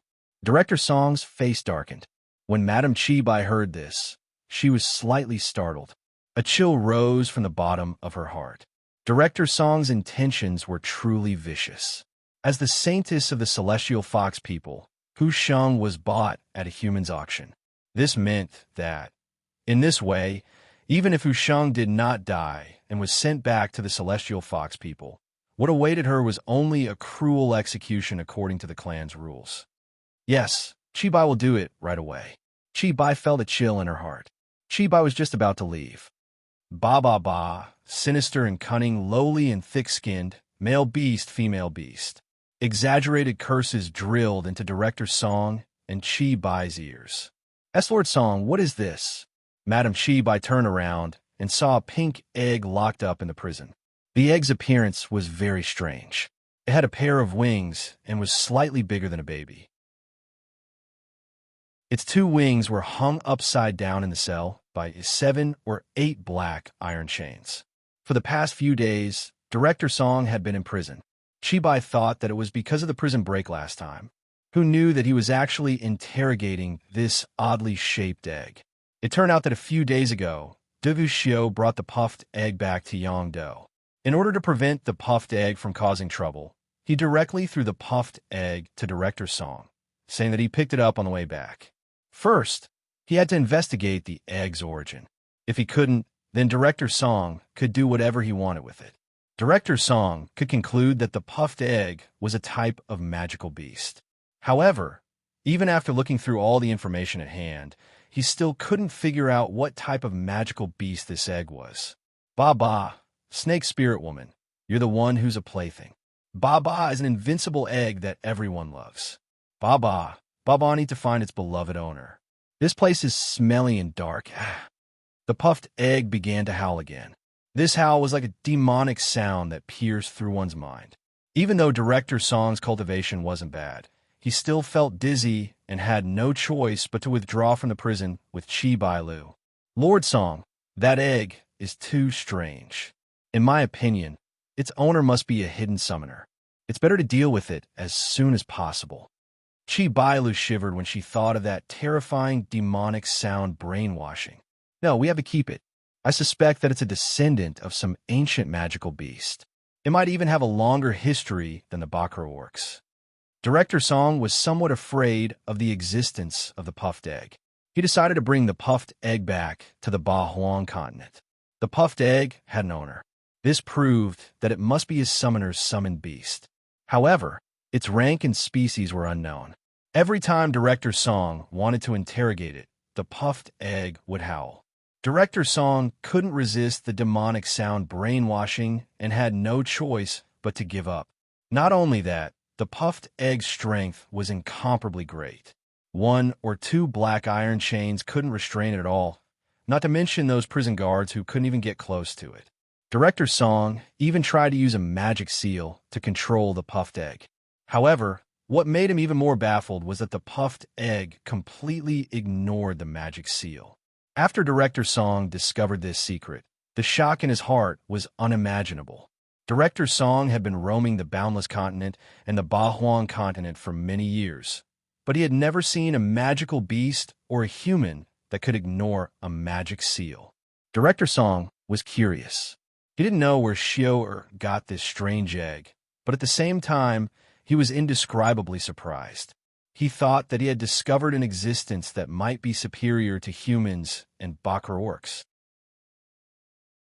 However, all of this still needed to be investigated. Director Song couldn't verify it by himself. At the very least, he had to wait until the puffed egg hatched and brought it back to the Ba Huang continent. However, before that, Director Song had to make sure that the owner of this magical beast egg wouldn't come looking for him. In the Imperial City, Devushio carried the old man on his back and walked for more than half an hour before arriving at the Imperial View Palace. You bitch, you actually made Xiao carry this dirty old thing. Qingho saw that her son was sweating profusely and was even more tired than when he was training. She knew that it was Yunsheng's doing. Mother, forget it. How is father? Devushio finally put down the old man. He's still the same. He's not waking up. Qingho's face was filled with sorrow. Yunsheng, I've carried him back. Treat him immediately. Devushio urged Yunsheng. I'll write a prescription first. Make 2 portions of each herb according to the prescription. 1 portion will be used to treat the old man, and the other portion will be used to treat Devusheng. Yunsheng calmly wrote down a prescription. Devushio looked at it and frowned. There were as many as 30 to 40 herbs in the prescription. Most of them were of the holy grade and were very expensive. Father's illness needs so many herbs. Can't you use your special acupuncture technique to treat it directly? Devushio was doubtful. He remembered that last time, Yunsheng cured Yunba's injury with just a few needles. Devushio wasn't sure if the herbs written on the prescription were available in the later Qin Palace. It would take a lot of time just to gather these herbs. No matter how he looked at it, Devushio felt that Yunsheng was stalling for time. Prince Degu, Are you the doctor, or am I the doctor? Or is it that the big later Qin palace can't even gather dozens of herbs? Yun Sheng looked impatient. Chapter 9:17. All healers had a common problem. The better their medical skills, the worse their temper. Dugu Xiao had witnessed Yun Sheng's medical skills with his own eyes. Now that Dugu Sheng looked like he was about to meet the king of hell, if Yun Sheng left him alone, Dugu Sheng might really die. As a crown prince, Dugu Xiao had never been despised like this. But he couldn't talk back, so he could only gloomily send people to gather herbs. Before the herbs are gathered, you and this crown prince will wait in the side hall and observe Imperial Father's condition. Everyone else, withdraw. Imperial Father needs some peace and quiet, Dugu Xiao ordered. Even the Qing Empress was asked to leave. Ioyo, the old man called out at the right time. Yin Sheng hurried forward to check. The old man's condition is serious. I need to treat him for now. Yin Sheng didn't miss the smile on Yi Baiming's face. How troublesome. Someone, arrange a clean room. Dugu Xiao felt that the old man was born to be his nemesis. No matter how he looked at him, he didn't like him. If it weren't for the fact that Imperial Father's poison still needed treatment, he really wanted to kill that old bastard. Yin Sheng and Yi Baiming were sent to a room, and Yin Sheng closed the door. The old man, who was lying on the sickbed, immediately sat up with a grunt. Are we going to find second uncle and the others? Yin Sheng glanced outside the room and saw 2 guards standing guard outside. No hurry. We have few people, so we have to split up. Yi Baiming looked serious. Yin Sheng had recovered her magic, but Dugu Xiao still dared to let her move around freely. Besides the fact that Yun Sheng was poisoned and couldn't move around alone for too long, there was another reason. Dugu Xiao still had Yin Songlong and the other hostages. Yi Baiming followed Yun Sheng into the Imperial Palace this time to help her save people and eliminate his worries. He took out a map of the later Qin Imperial Palace. Yi Baiming had already made sufficient preparations. On this map, he had marked out 3 regions that he suspected might be used to imprison Yun Songlong and Dongwang Linger. The first was the Imperial Prison, the second was the Crown Prince's Mansion, and the third was the Imperial Palace's training grounds. The Imperial Prison was a common place for prisoners, and it was the most likely place to imprison prisoners. However, after Yun Sheng burned down the Imperial Palace with her fairy fire, nearly half of the Imperial Prison was damaged, and the possibility of imprisoning criminals was greatly reduced. The second place was the Crown Prince's Mansion. Although the Crown Prince's residence had experienced a fire, the damage was relatively light. There were still a few traps in the Crown Prince's residence that only Dugu Xiao knew about. The last place was the Imperial Palace's training grounds, and it was also the place where Director Song taught the prince's martial arts in the early years. Yin Sheng couldn't help but admire Yi Baiming's methods. She had stayed in the Crown Prince's mansion for close to a month, and the number of clues that she obtained was less than the number of clues that he had obtained in the past few days. You stay here first. I can see that Dugu Xiao is very suspicious, and he will definitely come back to look for you later. It's more convenient for me to act alone, Yi Baiming said, then pushed open the window. You, be careful, Yin Sheng reminded him. Hearing the concern in the little wild kitten's words, Yi Baiming's lips curled up, and he said in a deep voice, If I save second uncle and Dongwang Linger, you will owe me a big favor. Little wild kitten, how about you repay me with your body? Repay your head. Yin Sheng was so angry that she stomped her feet. Yi Baiming, on the other hand, bent his waist and quietly disappeared. If you can come back safely, I will repay you with my body in. Yin Sheng watched him leave, her heart in turmoil. Miss Yin, the Crown Prince sent word that there has been a change in His Majesty's condition, and he wants you to hurry over. Outside the door, a palace maid knocked. Yin Sheng opened the door, feeling strange. Dugu Sheng's poison wasn't serious, and it shouldn't have gotten worse. How could there be a change in his condition? It must be Dugu Xiao's doing. To avoid Dugu Xiao's suspicion, Yin Sheng had to go to the Imperial View Palace. When she arrived at the Imperial View Palace, Yin Sheng suddenly frowned as she felt that something was wrong. There was no one in the palace. On the sickbed, Dugu Sheng's face was ghastly pale. Yin Sheng walked over and saw a dagger stuck in Dugu Sheng's chest. It was at this time that Qing He led a group of people and charged in angrily. Seeing Yin Sheng standing by the bed in Dugu Sheng's tragic death, she almost fainted. You killed His Majesty. Mother. Dugu Xiao and Director Song rushed into the room. They saw Dugu Sheng's lifeless body on the bed and Yin Sheng's calm face. I didn't kill him. Yin Sheng realized that she had been set up. It seemed that someone had faked Dugu Xiao's order to lure her here. She was the one who killed him. She was the only one in the Imperial View Palace. I heard from the palace maids that you and Director Song went to check the prison because you were worried that no one would take care of His Majesty. Who knew that when I arrived, I saw that woman standing by the bed. His Majesty had already died from anger. Qing Empress stroked her chest with a heartbroken face. If I want to kill him, I didn't have to do it myself. I didn't have to do it. When I came in, Dugu Sheng was already dead. I'll admit that I killed him. But if I didn't, I won't take the blame. Yin Sheng's indifference silenced Dugu Xiao. Master, I'll leave her to you for now. Mother, Xiao wants to talk to you. Dugu Xiao and Director Song exchanged a look. Director Song got the hint and left with Yin Sheng. After Yin Sheng and Director Song left, Dugu Xiao dismissed the palace maids and guards. Later, Qin Emperor Dugu Sheng was still lying on the bed. The blood on his chest had dried up, and the dagger looked particularly glaring. Mother, you don't have to be in such a hurry. Dugu Xiao looked at Qing Empress. Qing Empress felt guilty. She mumbled, Xiao, what are you talking about? I don't understand. You killed her, didn't you? I heard that you ordered several palace maids to kill concubine Z. Dugu Xiao knew his mother well. When Dugu Sheng was still alive, she couldn't stand those young and beautiful concubines in the palace. Especially concubine Z. Qing Empress had always wanted to get rid of her. But Dugu Sheng had been protecting her, so Qing Empress couldn't find the right opportunity. Taking advantage of the fact that Emperor Dugu Sheng was in a coma, and coincidentally, the imperial doctors found out that concubine Z was pregnant, Empress Qing planned to kill concubine Z. But concubine Z resisted desperately and escaped to the Imperial View Palace with the help of an old maid. Concubine Z cried and complained in front of Dugu Sheng's bed. Qing Empress was furious and came to arrest concubine Z. But Dugu Sheng suddenly woke up. Chapter 918. Seeing her scheme exposed, Qing Empress made up her mind to execute concubine Z.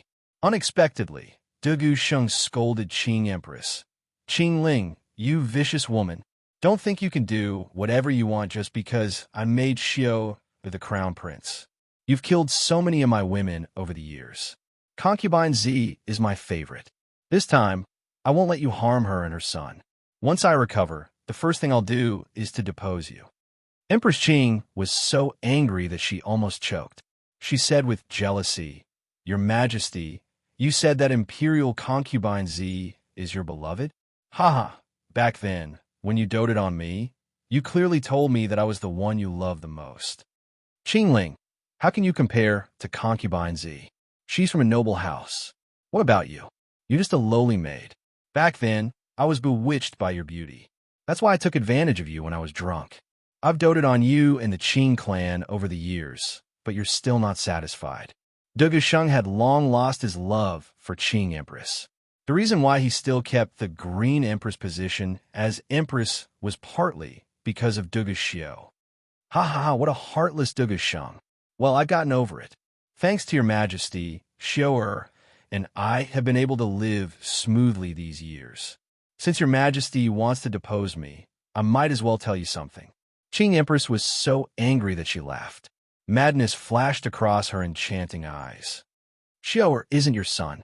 He's the flesh and blood of He Yao, the leader of the Dark Qilin clan. You've been a cuckold for 20 years. Dugu Sheng, you're a bastard. Qing Empress pulled out a dagger and stabbed at Dugu Sheng. Poisoned, Dugu Sheng couldn't resist at all. Concubine Z collapsed to the ground in fright. Qing Empress's guards held down Dugu Sheng, who was still struggling. Qing Empress glanced coldly at concubine Z on the ground until Dugu Sheng stopped breathing. Drag this little bitch out and feed her baby to the dogs. Poison it with poison and break its tendons. Throw her into the barracks and make her a military prostitute. Imperial concubine Z screamed as she was dragged out. Qing Empress sat on Dugu Sheng's bed for a while before ordering someone to summon Yin Sheng in Dugu Xiu's name. Whether it was Imperial concubine Z or Yin Sheng, anyone who wanted to steal her man must die. Seeing that Dugu Xiu already knew the truth, Qing Ho couldn't help but turn pale. She hugged Dugu Xiu's arm and pleaded, "Xiu, her mother had no choice. It doesn't matter whether Dugu Sheng dies or not. But Imperial Mother, why do you want to harm Yin Sheng? You know I won't marry anyone else but her." Dugu Xiu looked at Qing Ho. He couldn't express his love for her anymore. Later Qin Emperor Dugu Sheng would die sooner or later, but Dugu Xiu wasn't in a hurry to inherit the throne of later Qin. That woman deserves to die. She killed Qing Xiang and insulted Mother. She doesn't love you at all. Xiu'er, you've lost your mind because of her. You're no longer my Xiu'er. Qing Ho wept. Dugu Sheng said he loved concubine Z because she was young, beautiful, kind, and noble. Qing Ho had spent her entire life in Imperial Minaret Palace. There were only 3 men in her life. The first man was Dugu Sheng. As later Qin Emperor, Dugu Sheng had once made Qing Ho fantasize that if she attached herself to this man, she would be able to live a carefree life and rise to the top. Unfortunately, Dugu Sheng soon destroyed Qing Ho's dream. That man was powerful and had countless beauties in his harem. It was only because he was greedy for novelty that he doted on a laundry maid. After Qing Ho escaped the fate of being a maid, she did not have any children. Soon, she became one of the countless women in the harem waiting for Dugu Sheng's favor. That was when He Yao appeared. He was Qing Ho's second man. Compared to Dugu Sheng, He Yao was even more handsome and seductive. He came from a mysterious 8 Desolation tribe.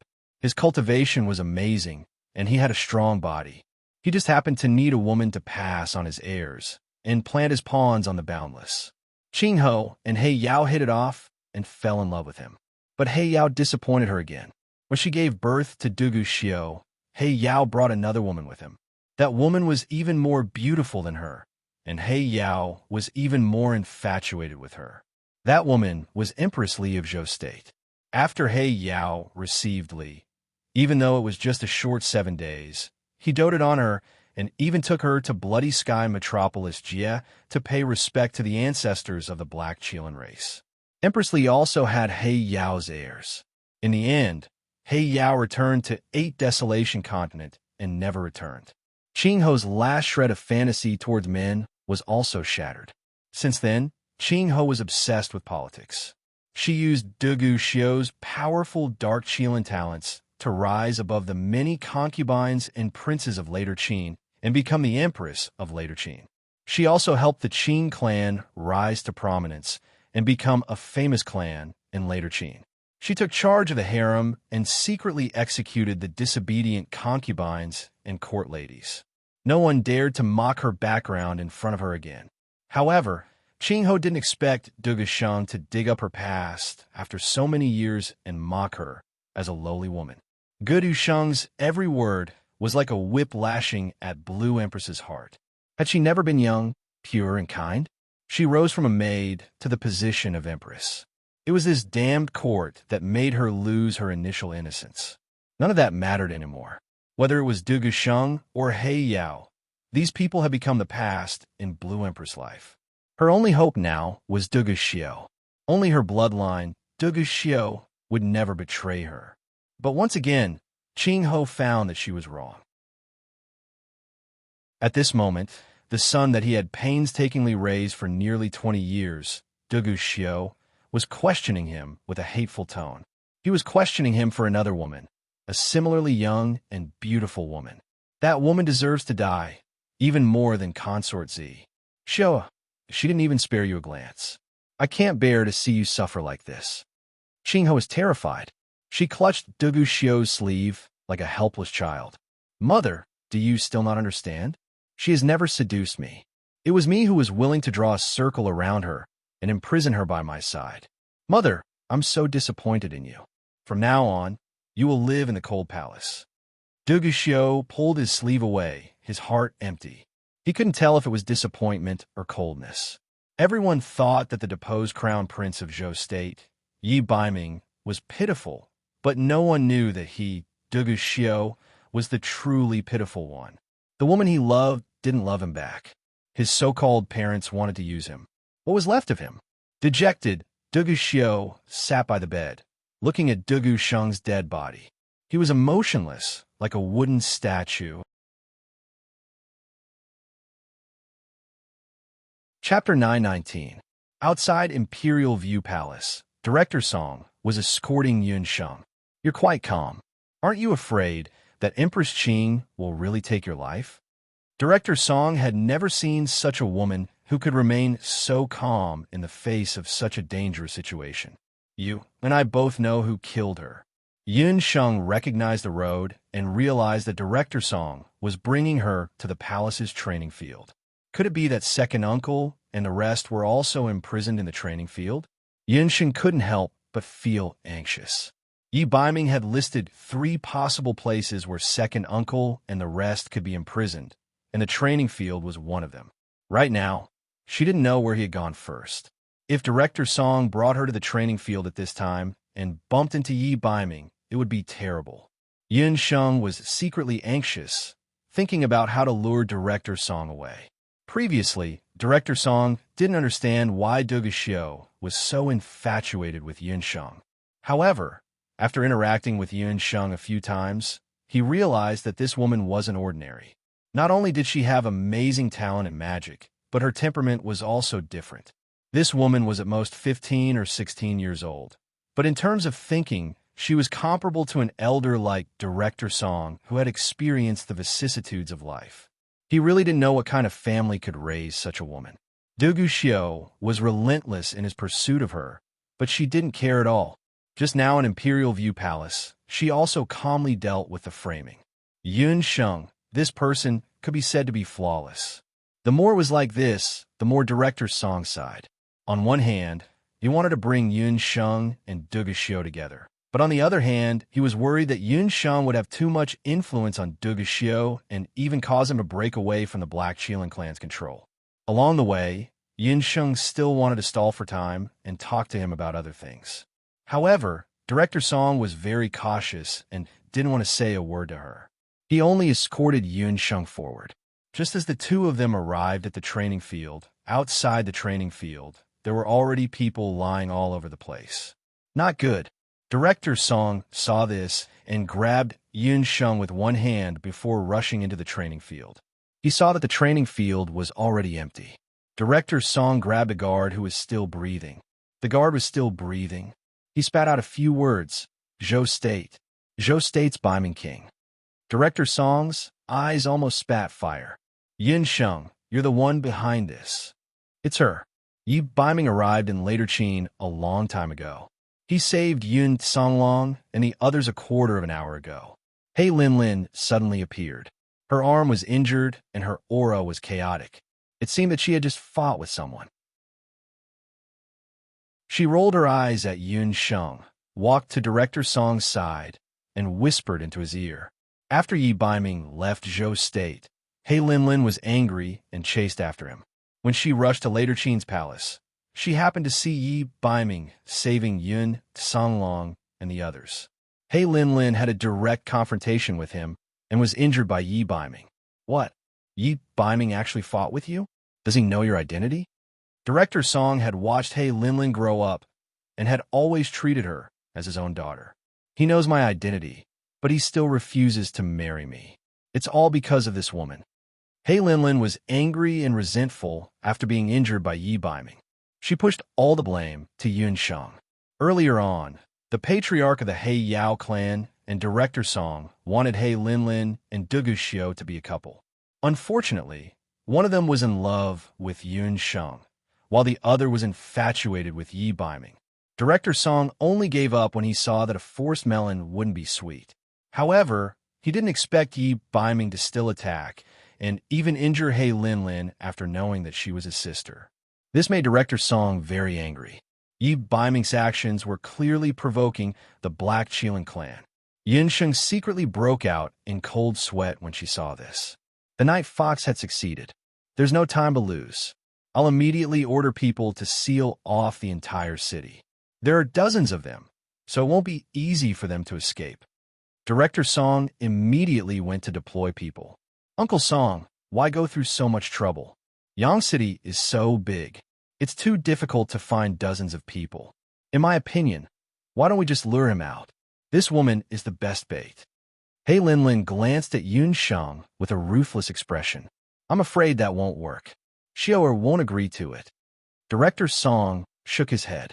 He Linlin was currently in a fit of anger, but if she killed Yun Sheng, Dugu Xiao would probably fight her to the death. Yi Baiming, one of the two sons of Patriarch He Yao in the Boundless Land, was no longer under his control.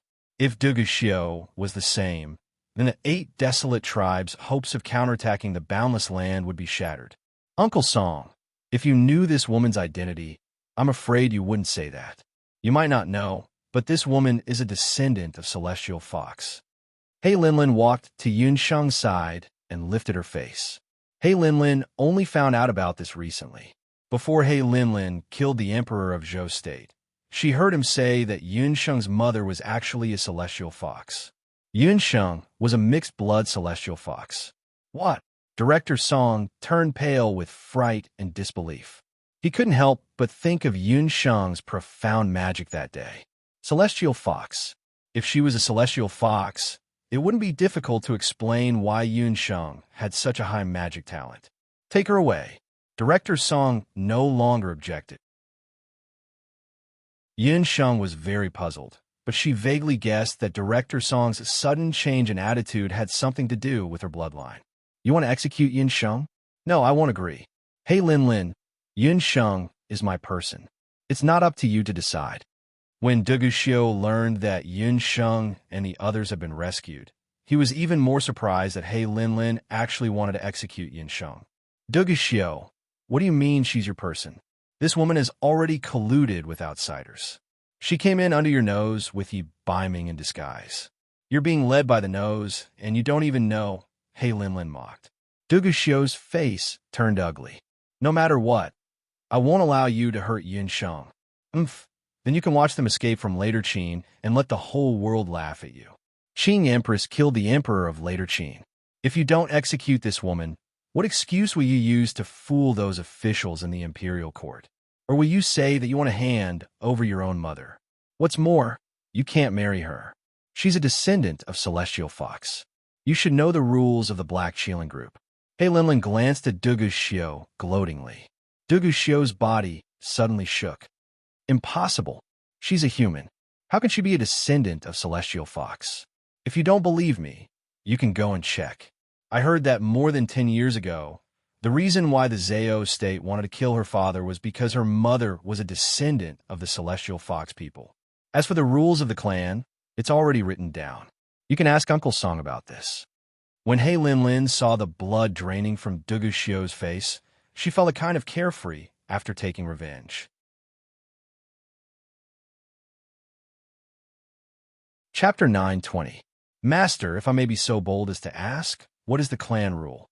Why can't the Black Qilin clan and the Celestial Fox clan marry each other? Dugu Xiao grew up in the Boundless Land and was not clear about the Black Qilin clan's clan rule. I don't know the exact content of the clan rule either. I only know that it's an ancient rule. When the Black Qilin clan moved to the Boundless Land, there was already this clan rule. All the men and women in the Black Qilin clan have to follow this clan rule. Both Curator Song and He Linlin were not clear about this clan rule. The only thing they knew was that the Black Qilin clan was not allowed to marry the Celestial Fox people. This clan rule had a long history, but only the clan leader knew the specific language of the clan. Previously, there was a Black Qilin clan aristocrat who secretly wanted to take a woman from the Celestial Fox people as a concubine behind the clan leader's back. Who knew that on the day of the concubine marriage, someone secretly reported it. At that time, the Black Qilin clan leader personally went to cripple the cultivation of that Black Qilin clan aristocrat. After that incident, no one dared to disobey the clan rule anymore. Master, if there is no specific reason, even if I have to disobey the clan rule, I still want to marry her. Even if I don't want the throne of the later Qin dynasty. Duguxiu was still unwilling to give up. Duguxiu had once thought that his entire life was to work hard to ascend the throne of the later Qin dynasty. Ever since he was 3 years old, he had indeed done that. However, until today, when his father died and his mother was imprisoned, Duguxiu realized that his many years of pursuit were just a joke. So what if he had great power? It cannot be compared to a clan rule. Among the Bakra orcs, the clan rule was greater than the heavens. Anyone who disobeyed the clan rule would be punished by the clan leader personally. No matter where they were, they would be hunted down. Even if Duguxiu was the son of the clan leader, he was no exception. Bastard, Xiu, you have disappointed me too much. I still remember how high-spirited you were when you first met me. Now, you are doing it for a woman. If you dare to act rashly again, Master will go and kill that woman right now. Director Song threatened. Duguxiu, you still dare to compete with me in this state? Father will be very disappointed if he sees this. He Lin said disdainfully. She also felt a burst of jealousy in her heart. He Lin said in her heart, "It is said that the women of the celestial fox people are good at seduction. It seems that this is true." No, she had to persuade Uncle Song later. Whether Yi Baiming came or not, they couldn't let Yin Sheng go. The longer this woman was left alive, the more trouble she would cause. She had to find a chance to kill her. Hearing that Director Song wanted to kill Yun Sheng, Duguxiu couldn't help but clench his fists. He understood that all his battle skills had been taught by Director Song. If Director Song wanted to kill Yun Sheng, there was nothing he could do. Xiu, this matter concerns your future. Even if there is a trace of possibility, you can't take the risk. It's just a woman. If Yi Baiming comes to save her, we can kill 2 birds with 1 stone. If he doesn't come, I will let Yin Sheng go. Director Song knew Duguxiu's temper well. He was someone who could be persuaded by reason, but not cowed by force. After a series of threats, he tried to persuade him. Duguxiu only replied woodenly, "Master, don't worry. Disciple knows what to do." Duguxiu felt both mentally and physically exhausted as he walked out of the training field. When he walked out of the training field, Duguxiu heard He Lin and Director Song talking in a low voice. Duguxiu didn't want to stay any longer. He felt very tired. In a single day, he had lost everything. His mother was imprisoned in the cold palace. The woman he loved the most had to bear a groundless crime and be executed for disobedience. Yet, he was powerless to do anything. The most damnable thing was that unreasonable clan rule. Duguxiu's heart skipped a beat. Yi Baiming was also a descendant of the Black Qilin. If the clan rule was binding on him, then it was also binding on Yi Baiming. If he couldn't marry Yin Sheng, then Yi Baiming couldn't marry her either. Otherwise, no matter where Yi Baiming escaped to, Patriarch He Yao wouldn't let him go. When he thought of this, Duguxiu felt a kind of morbid joy. He suddenly had the urge to laugh out loud. That's right. If he couldn't get it, then Yi Baiming wouldn't be able to get it either. Somewhere in Fengdu, Yi Baiming had just rescued Yin Songlong and the others. He met up with Njin, Minter Shi Huang, and the others. He was about to return to the palace to meet up with Yun Sheng when news spread that Princess Dongwang had assassinated the later Qin emperor and later Qin's Dugu Sheng had died. Prince Dugu would execute Princess Dongwang at Big Dipper Martial Arts Hall in 3 days. That brat Duguxiu dared to execute Yun Sheng. Baiming King, there's no time to lose. Let's go and save her immediately. Yin Songlong was injured when he fought with Director Song that day. He was still injured. Second Uncle Yin, what are your chances of winning against Director Song? Yi Baiming stopped Yin Songlong and the others. My chances of winning are 0, Yin Songlong said truthfully. Last time, Yin Songlong wasn't injured, but he still wasn't a match for Director Song. Not to mention, he had lost his blood cloud crocodile and was injured. What about the others? Compared to He Lin and Duguxiu, what are your chances of winning? Yi Baiming knew very well that the people from later Qin's palace had spread the news to lure him, Yin Songlong, and the others out. No one answered. Dugu Xiao and He Lin Lin, no matter who they were top experts in the current Wuji continent. Not to mention Director Song, who had been famous for a long time. Even the two mentors and Yun Songlong could only put up a fight. Right now, the enemy was in the open while they were in the dark. If they acted rashly, they would fall into a trap. But even if I have to risk my life, I have to save Sheng-Er. Yun Songlong owe my life to Sheng-Er? Yun Songlong couldn't do anything. He could only sit and watch as Yun Sheng was executed. It's precisely because of this that you can't just throw your life away. She went through so much trouble to save everyone's lives. Your lives are owed to her. Yi Baiming knew Yun Sheng very well. In such a situation, she would definitely try her best to save everyone's lives. Because these people were all people she treasured. Are you telling me that you're not going to save Yun Sheng? Yi Baiming, I didn't expect that you were someone who was afraid of death. Do you know how much pain Yun Sheng had to go through because of yearning and dreaming? Dong Wang Linger knew very well just how much pain Yun Sheng had to go through in the past few months. I know. A trace of pain appeared on Yi Baiming's handsome face. If it's possible, I'd rather be the one to bear her pain. This time, I will personally go and save her. The only person that Director Song and He Lin Lin want to capture is me. He Lin Lin haggled over every detail. Since Yi Baiming injured her, she would definitely hold this grudge against Yun Sheng. Even though Yi Baiming also knew that he wasn't Director Song's opponent, for the sake of his little wildcat, he had to try. But Dark North King, even if you go, you still won't be able to save Yun Sheng. The Dark Gold class teacher was very touched by Yi Baiming's infatuation. However, she wasn't willing to let Yi Baiming enter the tiger's den. There are still 3 days until Yun Sheng's execution. In these 3 days, I will try my best to save her. After saying that, Yi Baiming took out a jade box from his bosom. He opened the jade box. Everyone's gaze turned cold. Inside the jade box, there were a few red crystals. Those were the Qilin blood crystals that Yi Baiming took out from the Black Qilin King's tomb. In order to save Yun Sheng, he could only fight with his back to the river. Double monthly votes, everyone can still vote.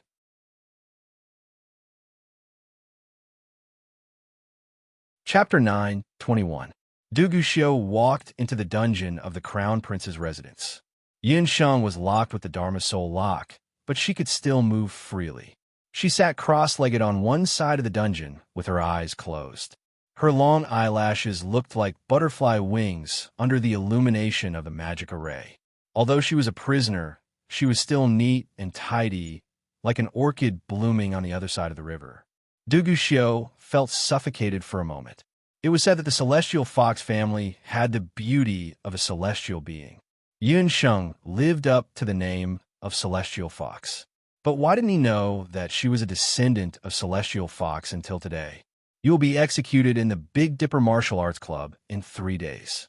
This time, I can't protect you. Dugu Xiao observed Yun Sheng's expression. Her eyelids didn't even twitch. Dugu Xiao thought she would react, or at least open her eyes and scold him. But the dungeon was silent. Yun Sheng was like a shadow in the corner. Even her breathing was not messed up. Dugu Xiao couldn't help but smile bitterly. This was more like Yun Sheng. It would be strange if she showed fear or begged for mercy. Do you think Yi Baiming will come? But whether he comes or not, you have to die. Yun Sheng, why are you a descendant of Celestial Fox? If you weren't a Celestial Fox people, I would elope with you. How about it? Think about it, and accept my confession of love. I'll throw caution to the wind and give up the throne. I'll take you with me, Dugu Xiao whispered sinisterly into Yun Sheng's ear, blowing into her ear. Dugu Xiao, I don't like you. Not to mention, you're not the kind of person who would give up everything for a woman. Yun Sheng's eyelids twitched. She opened her eyes, which were full of disgust. Seeing Yun Sheng's reaction, Dugu Xiao was happy. Hee, Yun Sheng, why are you a woman? If you were a man, we would either be close friends or mortal enemies. Yes, I can't give it up, whether it's my mother or the throne of the later Qin. My fate was already decided 20 years ago. Dugu Xiao laughed loudly, but there wasn't a trace of joy in his voice. Ignoring the filth of the dungeon, he sat on the floor and took out 2 jars of wine, one large and one small, from his storage belt. I'm not in a good mood today. Why don't you drink with me? Dugu Xiao shook the wine in his hand. He already knew that Yinsheng wouldn't agree. However, he still didn't give up and brought it up again. This continued until the woman flatly rejected him. His heart ached and sank bit by bit. He threw a bottle of wine to Yinsheng, raised his head, and took a big gulp of wine to numb the pain in his heart. Yinsheng hesitated and did not drink. If you don't drink, this prince doesn't mind feeding you mouth to mouth. Don't worry, there's no drug in the wine. Dugu Xiao drank half a bottle of wine in one breath. Dugu Xiao, who drank the wine, had a fiery red complexion. When Yinsheng heard this, she spat and could only drink a mouthful of wine. After drinking a mouthful of wine, Yinsheng calmed down. She looked at the wine, and the astonishment in her eyes was clear. The wine in the wine jar. The wine was later Qin's unique barley wine. The taste was strong and pungent. Yinsheng was used to drinking elven fruit wine in the past few years, so she couldn't get used to drinking this kind of wine. The most special thing was that there was a strong smell of blood in the wine. No need to look.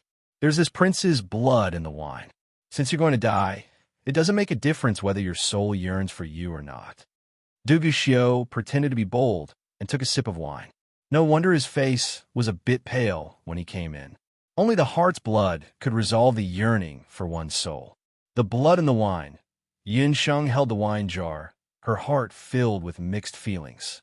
Yinsheng sighed. It wasn't that she wasn't moved, but she could only say sorry to Dugu Xiao. Yinsheng thought for a moment and understood that Dugu Xiao wanted her to escape. Director Song and He Linlin wanted to kill her, and Dugu Xiao was powerless to stop them. He could only return the beast language ring to her. As for whether she could escape, it was up to Yinsheng. This man truly loved her. Yinsheng, why don't you accept this prince? Is it because this prince isn't good enough?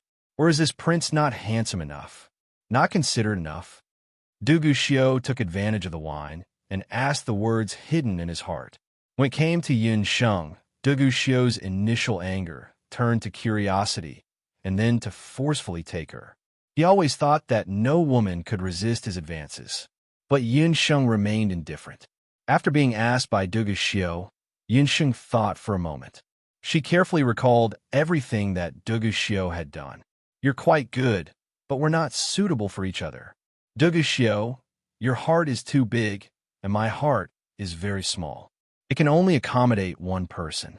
I remember that I once told you that the man that I, Yinsheng, want to marry can only marry me.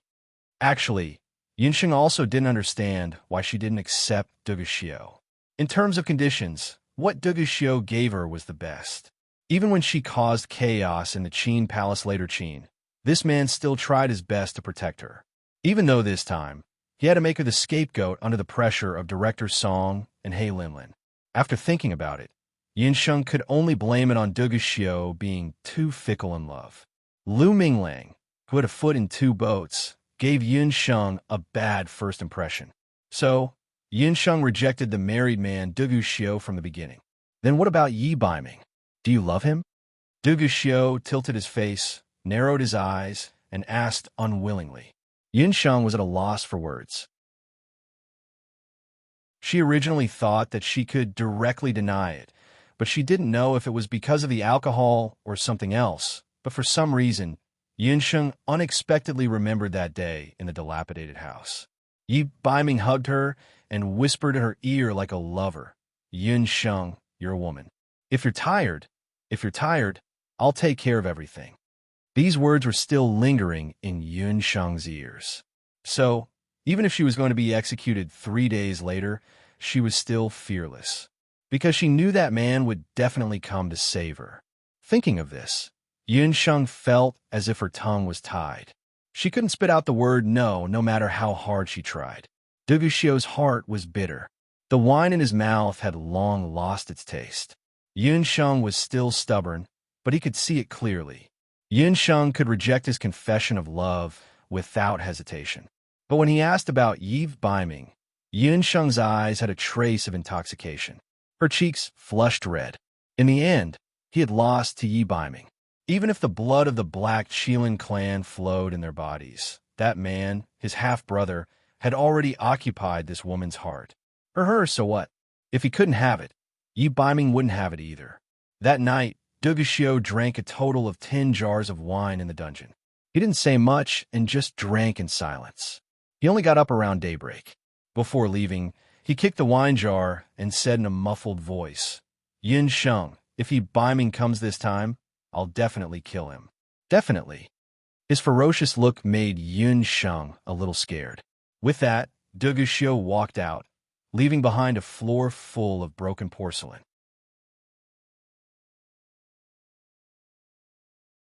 Chapter 922.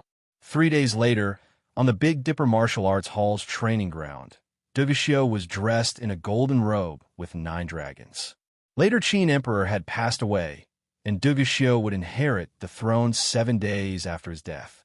He sat proudly on the main seat, while Director Song and He Linlin stood on either side of him. When Director Song saw Yun Sheng being escorted out, he glanced at Duguxiu. Seeing Duguxiu's indifferent expression, he retracted his gaze. 3 days ago, under He Linlin's persuasion, Director Song thought of Yun Sheng's powerful strength and decided to capture Yi Baiming in one fell swoop. During the chaos, He Linlin would make a move and kill Yun Sheng. Today, the Big Dipper Martial Arts Hall was heavily guarded, and there were ambushes everywhere. As long as Yi Baiming came, he wouldn't be able to escape no matter how many helpers he brought. Time passed minute by minute, and Yun Sheng was escorted to the center of the training ground. In the afternoon, the scorching sun in the sky was very dazzling. Yun Sheng was only wearing a thin prison uniform. The sun shone on her skin, making her feel hot.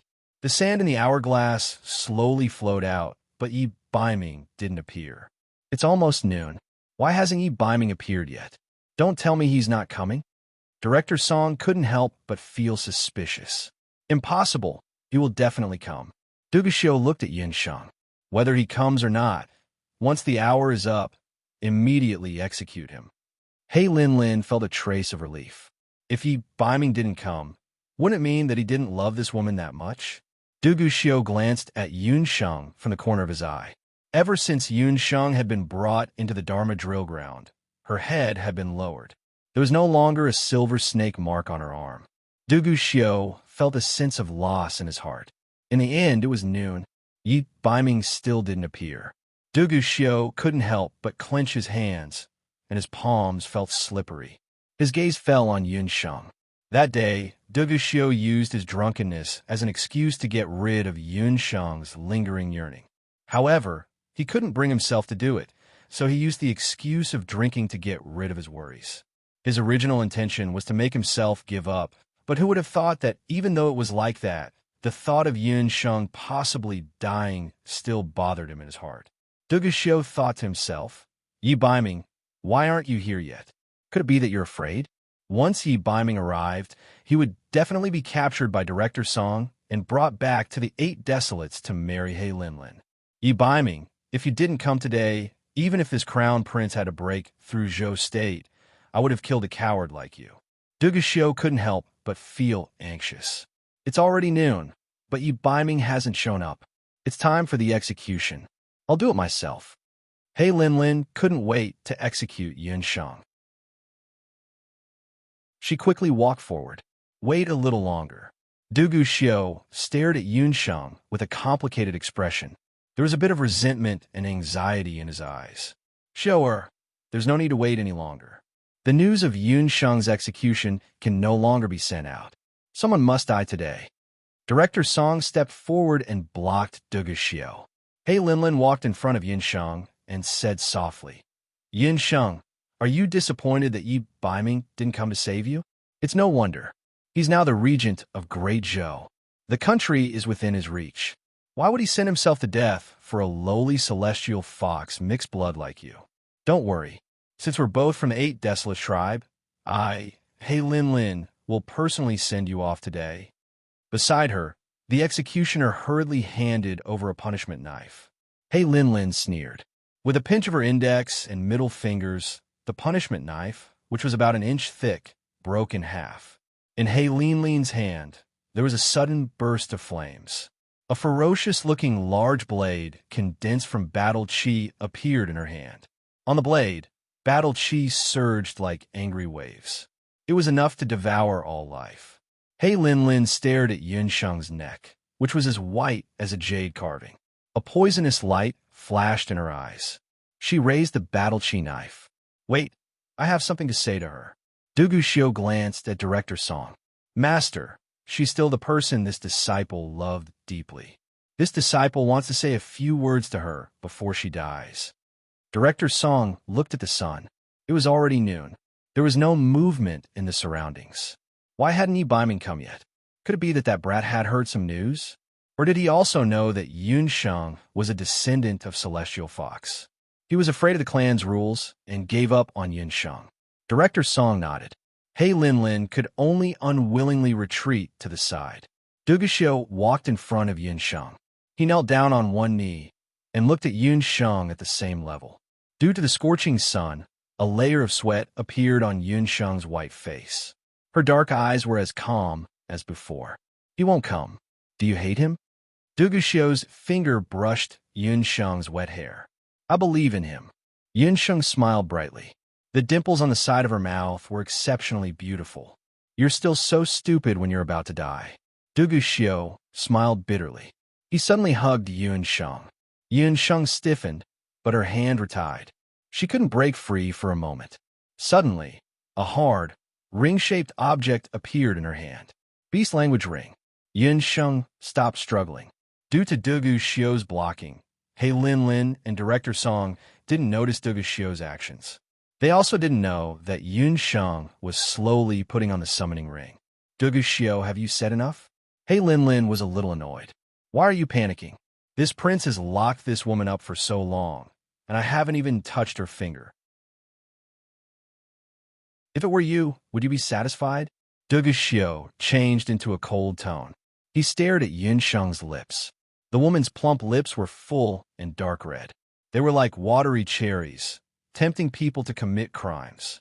At first glance, they looked very sweet and delicious. Duguxiu's lips curled. He had wanted to kiss her for a long time. This time, he was going to kiss her to his heart's content. He kissed her. Seeing that Duguxiu's breath was just inches away from Yunsheng, Yunsheng sped up her movements and tried hard to put on the beast language ring. She muttered in her heart, Damn Yi Baiming, why aren't you coming? Almost at the same time, there was a roar in the sky. A purple lightning cut across the sky. In an instant, the blue sky was filled with rolling dark clouds like angry waves.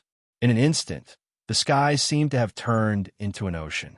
The clouds were like seawater, and the sky was like a raging sea. When the purple lightning cut across the sky, it was as if someone had slashed the sky with a knife. A crack that was 2 feet wide and dozens of feet long appeared in the sky. In the crack, a man in black clothes appeared.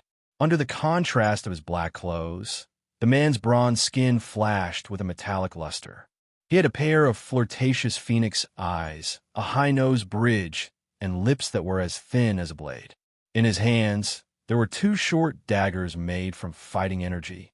His eyes were arrogant as he looked disdainfully at everyone in the drill ground. Duguxiu, that woman, every inch of her body belongs to this prince. How can I allow you to touch her?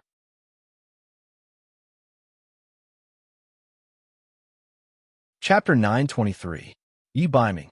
Everyone had different reactions to Yi Baiming's appearance. Director Song was shocked by Yi Baiming's terrifying ability to cut through the sky. He Linlin was both happy and worried. She was happy that Yi Baiming had arrived, but worried that she had yet to kill Yunsheng. This man still cared about Yunsheng. Duguxiu loosened his grip, half regretful and half relieved. I've been waiting for you. Duguxiu knew that this man would never back down. Yi Baiming, who was in the sky, declared his sovereignty to the crowd. His gaze turned and landed on Yunsheng. Sorry, I'm late. Yi Baiming's gaze was as cold as frost a moment ago, but in the next moment his gaze was as gentle as water as he watched her on the drill ground. I knew you would come. Yunsheng's lips curled into a smile. At that moment, even the scorching sun paled in comparison. The two of them were far apart. They only looked at each other from afar, but it was as if they were very close. Nothing needed to be said. Yi Biming would come. Ever since Yun Sheng had undone the endless dreams, she realized that the magical bond between her and Yi Biming had become even stronger. Although she had been in the palace for the past few days, she had always felt that Yi Biming was by her side.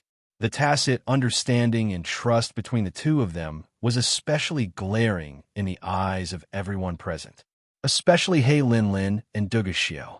Their eyes were about to spit fire. Yi Biming, I'm asking you on behalf of the He Yao Patriarch. Are you willing to marry Linlin? If you are willing to marry her, I can promise that you will inherit the position of the He Qilin Patriarch. As for this woman, I can also spare her life. Director Song looked at the terrifying crack in the sky behind Yi Biming. His eyes were blazing as if he had seen a rare treasure. Super Spacetime Magic Spacetime Tier. It was rumored that only the Phantasm Ghost King knew magic, but Yi Biming knew it as well. Not only was Yi Biming a martial emperor, but he was also a saint-level Law King magician. His talent was above that of He Linlin and Dugu Xiao. Such a person must not be missed. He Linlin couldn't help but feel nervous. Yun Sheng was a little jealous and glared at Yi Biming. The position of patriarch of the Black Qilin race and marrying He Linlin as his wife. These two conditions were pretty good. Even she was tempted. Yi Biming seemed to have sensed Yun Sheng's thoughts. He raised his eyebrows and lazily said, "This king will only marry her. Even if the world is poor, I, Yi Biming, will only have Yun Sheng as my wife. Yi Biming, you can't marry her. She is a descendant of the Celestial Fox. According to the Black Qilin race's rules, the Black Qilin race and the Celestial Fox people are traitors. Uncle Song will kill you today." He Linlin had been rejected again and again. She had lost all face, but even now, she still had a trace of hope in her heart. If Yi Biming dared to violate the rules, it would be the same as betraying the race. Even if he could leave with Yun Sheng today, he wouldn't be able to escape the Black Qilin race's pursuit. Race rules? What the hell is that? If I, Yi Biming, want to do something, even heaven and earth can't go against it. If anyone from the Black Qilin race comes, I will kill them. Even if He Yao personally comes, I will still kill him. As Yi Biming spoke, the twin daggers in his hands surged with killing intent. His arrogance infuriated Director Song. How dare you speak such arrogant words? Today, I will personally come on behalf of the Patriarch. Director Song was an expert of his generation. He had sincerely extended an olive branch. Who would have thought that a junior like Yi Biming would talk back to him? Master, there's no need for you to do anything. This disciple has been wanting to kill him for a long time. Dugu Xiao had been waiting for this moment for a long time. His arms shook and black scales grew at a speed visible to the naked eye. Dugu Xiao was like a ferocious tiger coming out of its cave as he leaped into the sky from the drill ground. With a strong gust of wind, he arrived beside Yi Biming in the blink of an eye. With a furious roar, he swung his arms that were covered in scales like two iron rods at Yi Biming. With Dugu Xiao's current cultivation, he could even shatter a 1,000-kilogram boulder with a single punch. Come on, who would have thought that Yi Biming would only grab with his right hand and block Dugu Xiao's attack with a pair of hands? Then he forcefully lifted and flung Dugu Xiao away. Dugu Xiao, who was over 9 meters tall and weighed close to 170 kilograms, was thrown more than 10 meters away by Yi Biming. At the same time, Yi Biming tapped his foot and fiercely stabbed out with the two black fighting daggers in his hands. When the daggers stabbed out, green wind blades swept out from Yi Biming's body, forming a pincer attack of magic and fighting energy. Dugu Xiao was shocked. At this moment, he felt as if he was fighting against a magician and a martial emperor at the same time. It was quite strenuous. Just as he dodged Yi Biming's daggers, a wind blade fiercely flew towards him. Dugu Xiao only felt a sharp pain in his shoulder. Boom! Yi Biming's left leg kicked his waist like a large blade. Dugu Xiao only felt a force of 10,000 kilograms attacking him as he heavily crashed into the ground. The large drill ground shook fiercely as Dugu Xiao crashed into the ground, creating a crater. So powerful. Hei Linlin trembled with fear as she watched. She hadn't seen Yi Biming for only a few days, but his strength had increased by a lot compared to when he rescued Yin Songlong and the others. How could he be so powerful? Director Song's eyes suddenly sharpened as he glanced at Hei Linlin. Hei Linlin understood tacitly. She suddenly teleported a few feet away and stopped beside Yin Shang. It's all your fault, bitch. I'll kill you first. Hei Linlin's eyes were bloodshot. The black fighting energy blade in her hand chopped towards Yin Shang. You want to kill me? You're not worthy. Yin Shang sneered as the elven hellfire brand on her forehead lit up. Balls of flames surged as the Dharma soul lock on her body broke. She had already used the night demon footwork. She took out the magic scepter from the beast language ring. Beside her, a summoning magic array appeared. Pop, pop. Ugly woman, stay away from Master. A pink figure appeared like a bomber and flew out of the summoning array. Director Song and Hei Linlin were shocked. In the summoning array, Yun Sheng's figure and the puffed egg's figure merged into one. A pair of white wings grew out of Yun Sheng's back. What? This magical beast is yours. Director Song had always thought that the owner of this pink egg of unknown origin was some kind of divine being. He didn't expect it to be Yun Sheng. This woman was not only a powerful magician, but she was also a summoner. Haha, not only this magical beast, I have many magical beasts. Yun Sheng raised her magic scepter and chanted. On the drill ground, 1, 2, 3, for summoning arrays appeared one after another, as if they were performing a magic trick.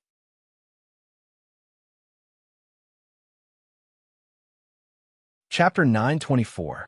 Within the summoning magic array, there were waves of powerful magical fluctuations.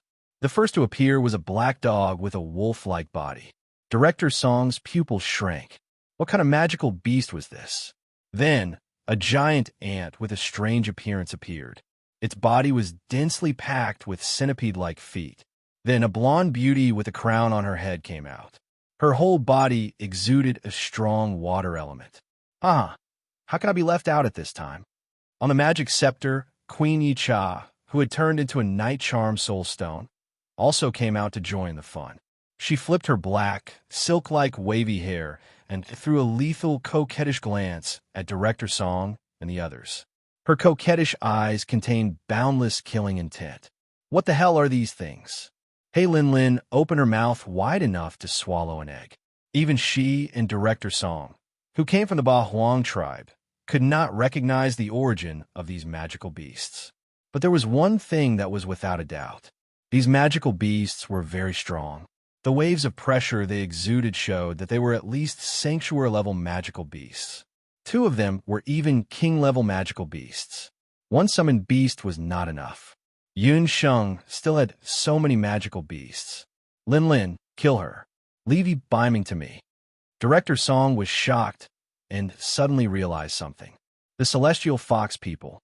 The Celestial Fox people who had such terrifying abilities. Could it be?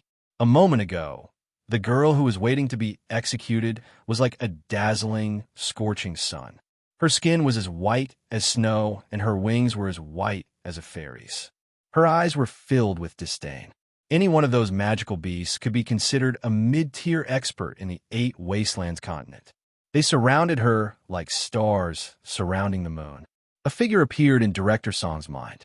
The same charming face, the same magical talent, and the same amazing summoning power. It was the same woman who had once disobeyed the beast god's orders. There was once a person in the Ba Huang continent. No, it's impossible. That person is long dead. Director Song didn't dare continue his train of thought. In the sky, Yi Biming and Dugu Xiao were still engaged in a fierce battle. However, from the looks of it, Yi Biming already had the upper hand. As he looked at Yun Sheng and then at Yi Biming, Director Song's heart could no longer be described with simple astonishment. Two such peerless geniuses had appeared in the boundless world in just 100 years. Even if Director Song didn't say it, He Linlin still wanted to kill Yun Sheng. While Du Xiu and Yi Baiming were fighting, it was also the best time for her to kill Yun Sheng. Yun Sheng, it seems that I have underestimated you. Earlier, I had thought that you were a lowly celestial fox mixed blood slut. But now, it would appear that you are barely qualified to fight against me. He Linlin spoke proudly like a princess.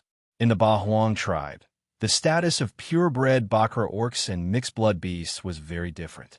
Some mixed-blood commoners could only serve as servants. Even the mixed-blood descendants of nobles and even the patriarchs would be ostracized unless they were extremely powerful. In He Linlin's opinion, Yinsheng must have learned a strange summoning technique from somewhere. However, her origin was unknown, and her mother was a commoner celestial fox from the boundless world. Yinsheng's identity was also lowly. So what if she had many summoning beasts? So what if she had a king-level summoning beast? In front of the Black Qilin clan's genius, He Linlin, she was nothing. You will die a worthy death if you can die under my Qilin's fury. He Linlin revealed a proud smile. She scolded. A gust of black battle energy jumped out of her body. The battle energy was constantly compressed and condensed, gradually condensing into a beast form. Yinsheng did not know much about battle energy. The battle energy battle technique that He Linlin practiced was also different from the battle energy battle technique that Yinsheng had seen before. For a moment, she did not know what He Linlin was going to do. She could only be on guard with her magical beasts. Just as He Linlin released her battle energy, a terrifying energy seemed to be about to burst out of her body. Mwah. The bad woman can turn her battle energy into a beast. So powerful. Puffed Egg seemed to recognize He Linlin's battle technique. Qilin's Fury was one of the explosive battle techniques of the Black Qilin. It could only be used by a martial saint who had fused 3 or more Qilin blood crystals. It could instantly consume half of the user's battle energy and use the battle energy to form a terrifying magical beast that was comparable to a peak King Qilin beast. Peak King Qilin beast? Yinsheng was shocked. Her summoned beasts were all-powerful. However, the Elf Queen with the purest bloodline was only a mid-level King Qilin beast. Moreover, the Elf Queen was a support-type elf magical beast with weak attack power. As she spoke, He Linlin's battle energy had already formed a horse-shaped magical beast. The magical beast was completely black and covered with hard scales. Its claws and teeth were sharp and gleaming with cold light. Its tail was like a dragon's tail, and its feet were stepping on clouds of battle energy. Bastard mixed blood, enjoy the roar of the Black Qilin. He Linlin's cold voice carried a hint of madness. Her voice was like a bayonet that pierced the eardrums of Yinsheng and the magical beasts. The battle energy Qilin and He Linlin flew up at the same time. The battle energy Qilin flew through the air. It spat out a bunch of battle energy blades that went straight for the magical beasts. Xiao He was not to be outdone. It roared towards the sky, and in an instant, dark clouds rolled in the sky. The Night Charm Queen's devilish voice was heard, and hundreds of Night Charm warriors appeared. They were filled with murderous intent. They raised their bows and arrows and shot at the battle energy Qilin. The arrows rained down like rain.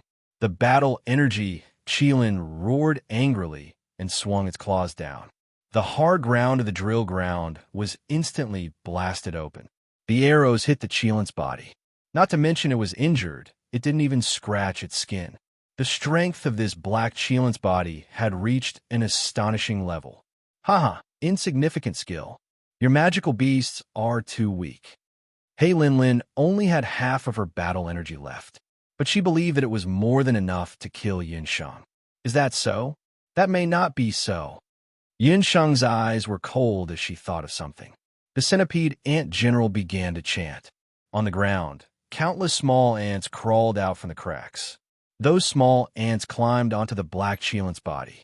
Every human has a weakness. Magical beasts are no exception. Ant general, tear it apart. Yinsheng smiled sharply. The sharpness in her eyes was revealed. The centipede ant general was born with the ability to devour. If a batch of them died, a new batch would grow like wild grass. It was the most suitable to attack a battle energy beast like the Qilin. No one can underestimate a summoner, and Hei Lin Lin was no exception. At the same time, she raised her magic scepter. On the magic scepter, many soul stones lit up at the same time. Magical elements rushed over like a tide. Clang, clang. A beautiful magical phoenix appeared. It flapped its wings and fire feathers fell one after another. In an instant, flames filled the sky. Gee, many fire feathers fell. Hei Lin Lin could not dodge in time. Yun Sheng smelled the stench of hair. You're tuning in to the Romance Rendezvous YouTube channel. We're so grateful for your support, and don't forget to subscribe to join us on this incredible journey through captivating stories. Your generosity through donations truly makes a world of difference, as it's the primary source of revenue that allows me to expand and enhance this channel for you. Thank you from the bottom of my heart for being a part of this adventure.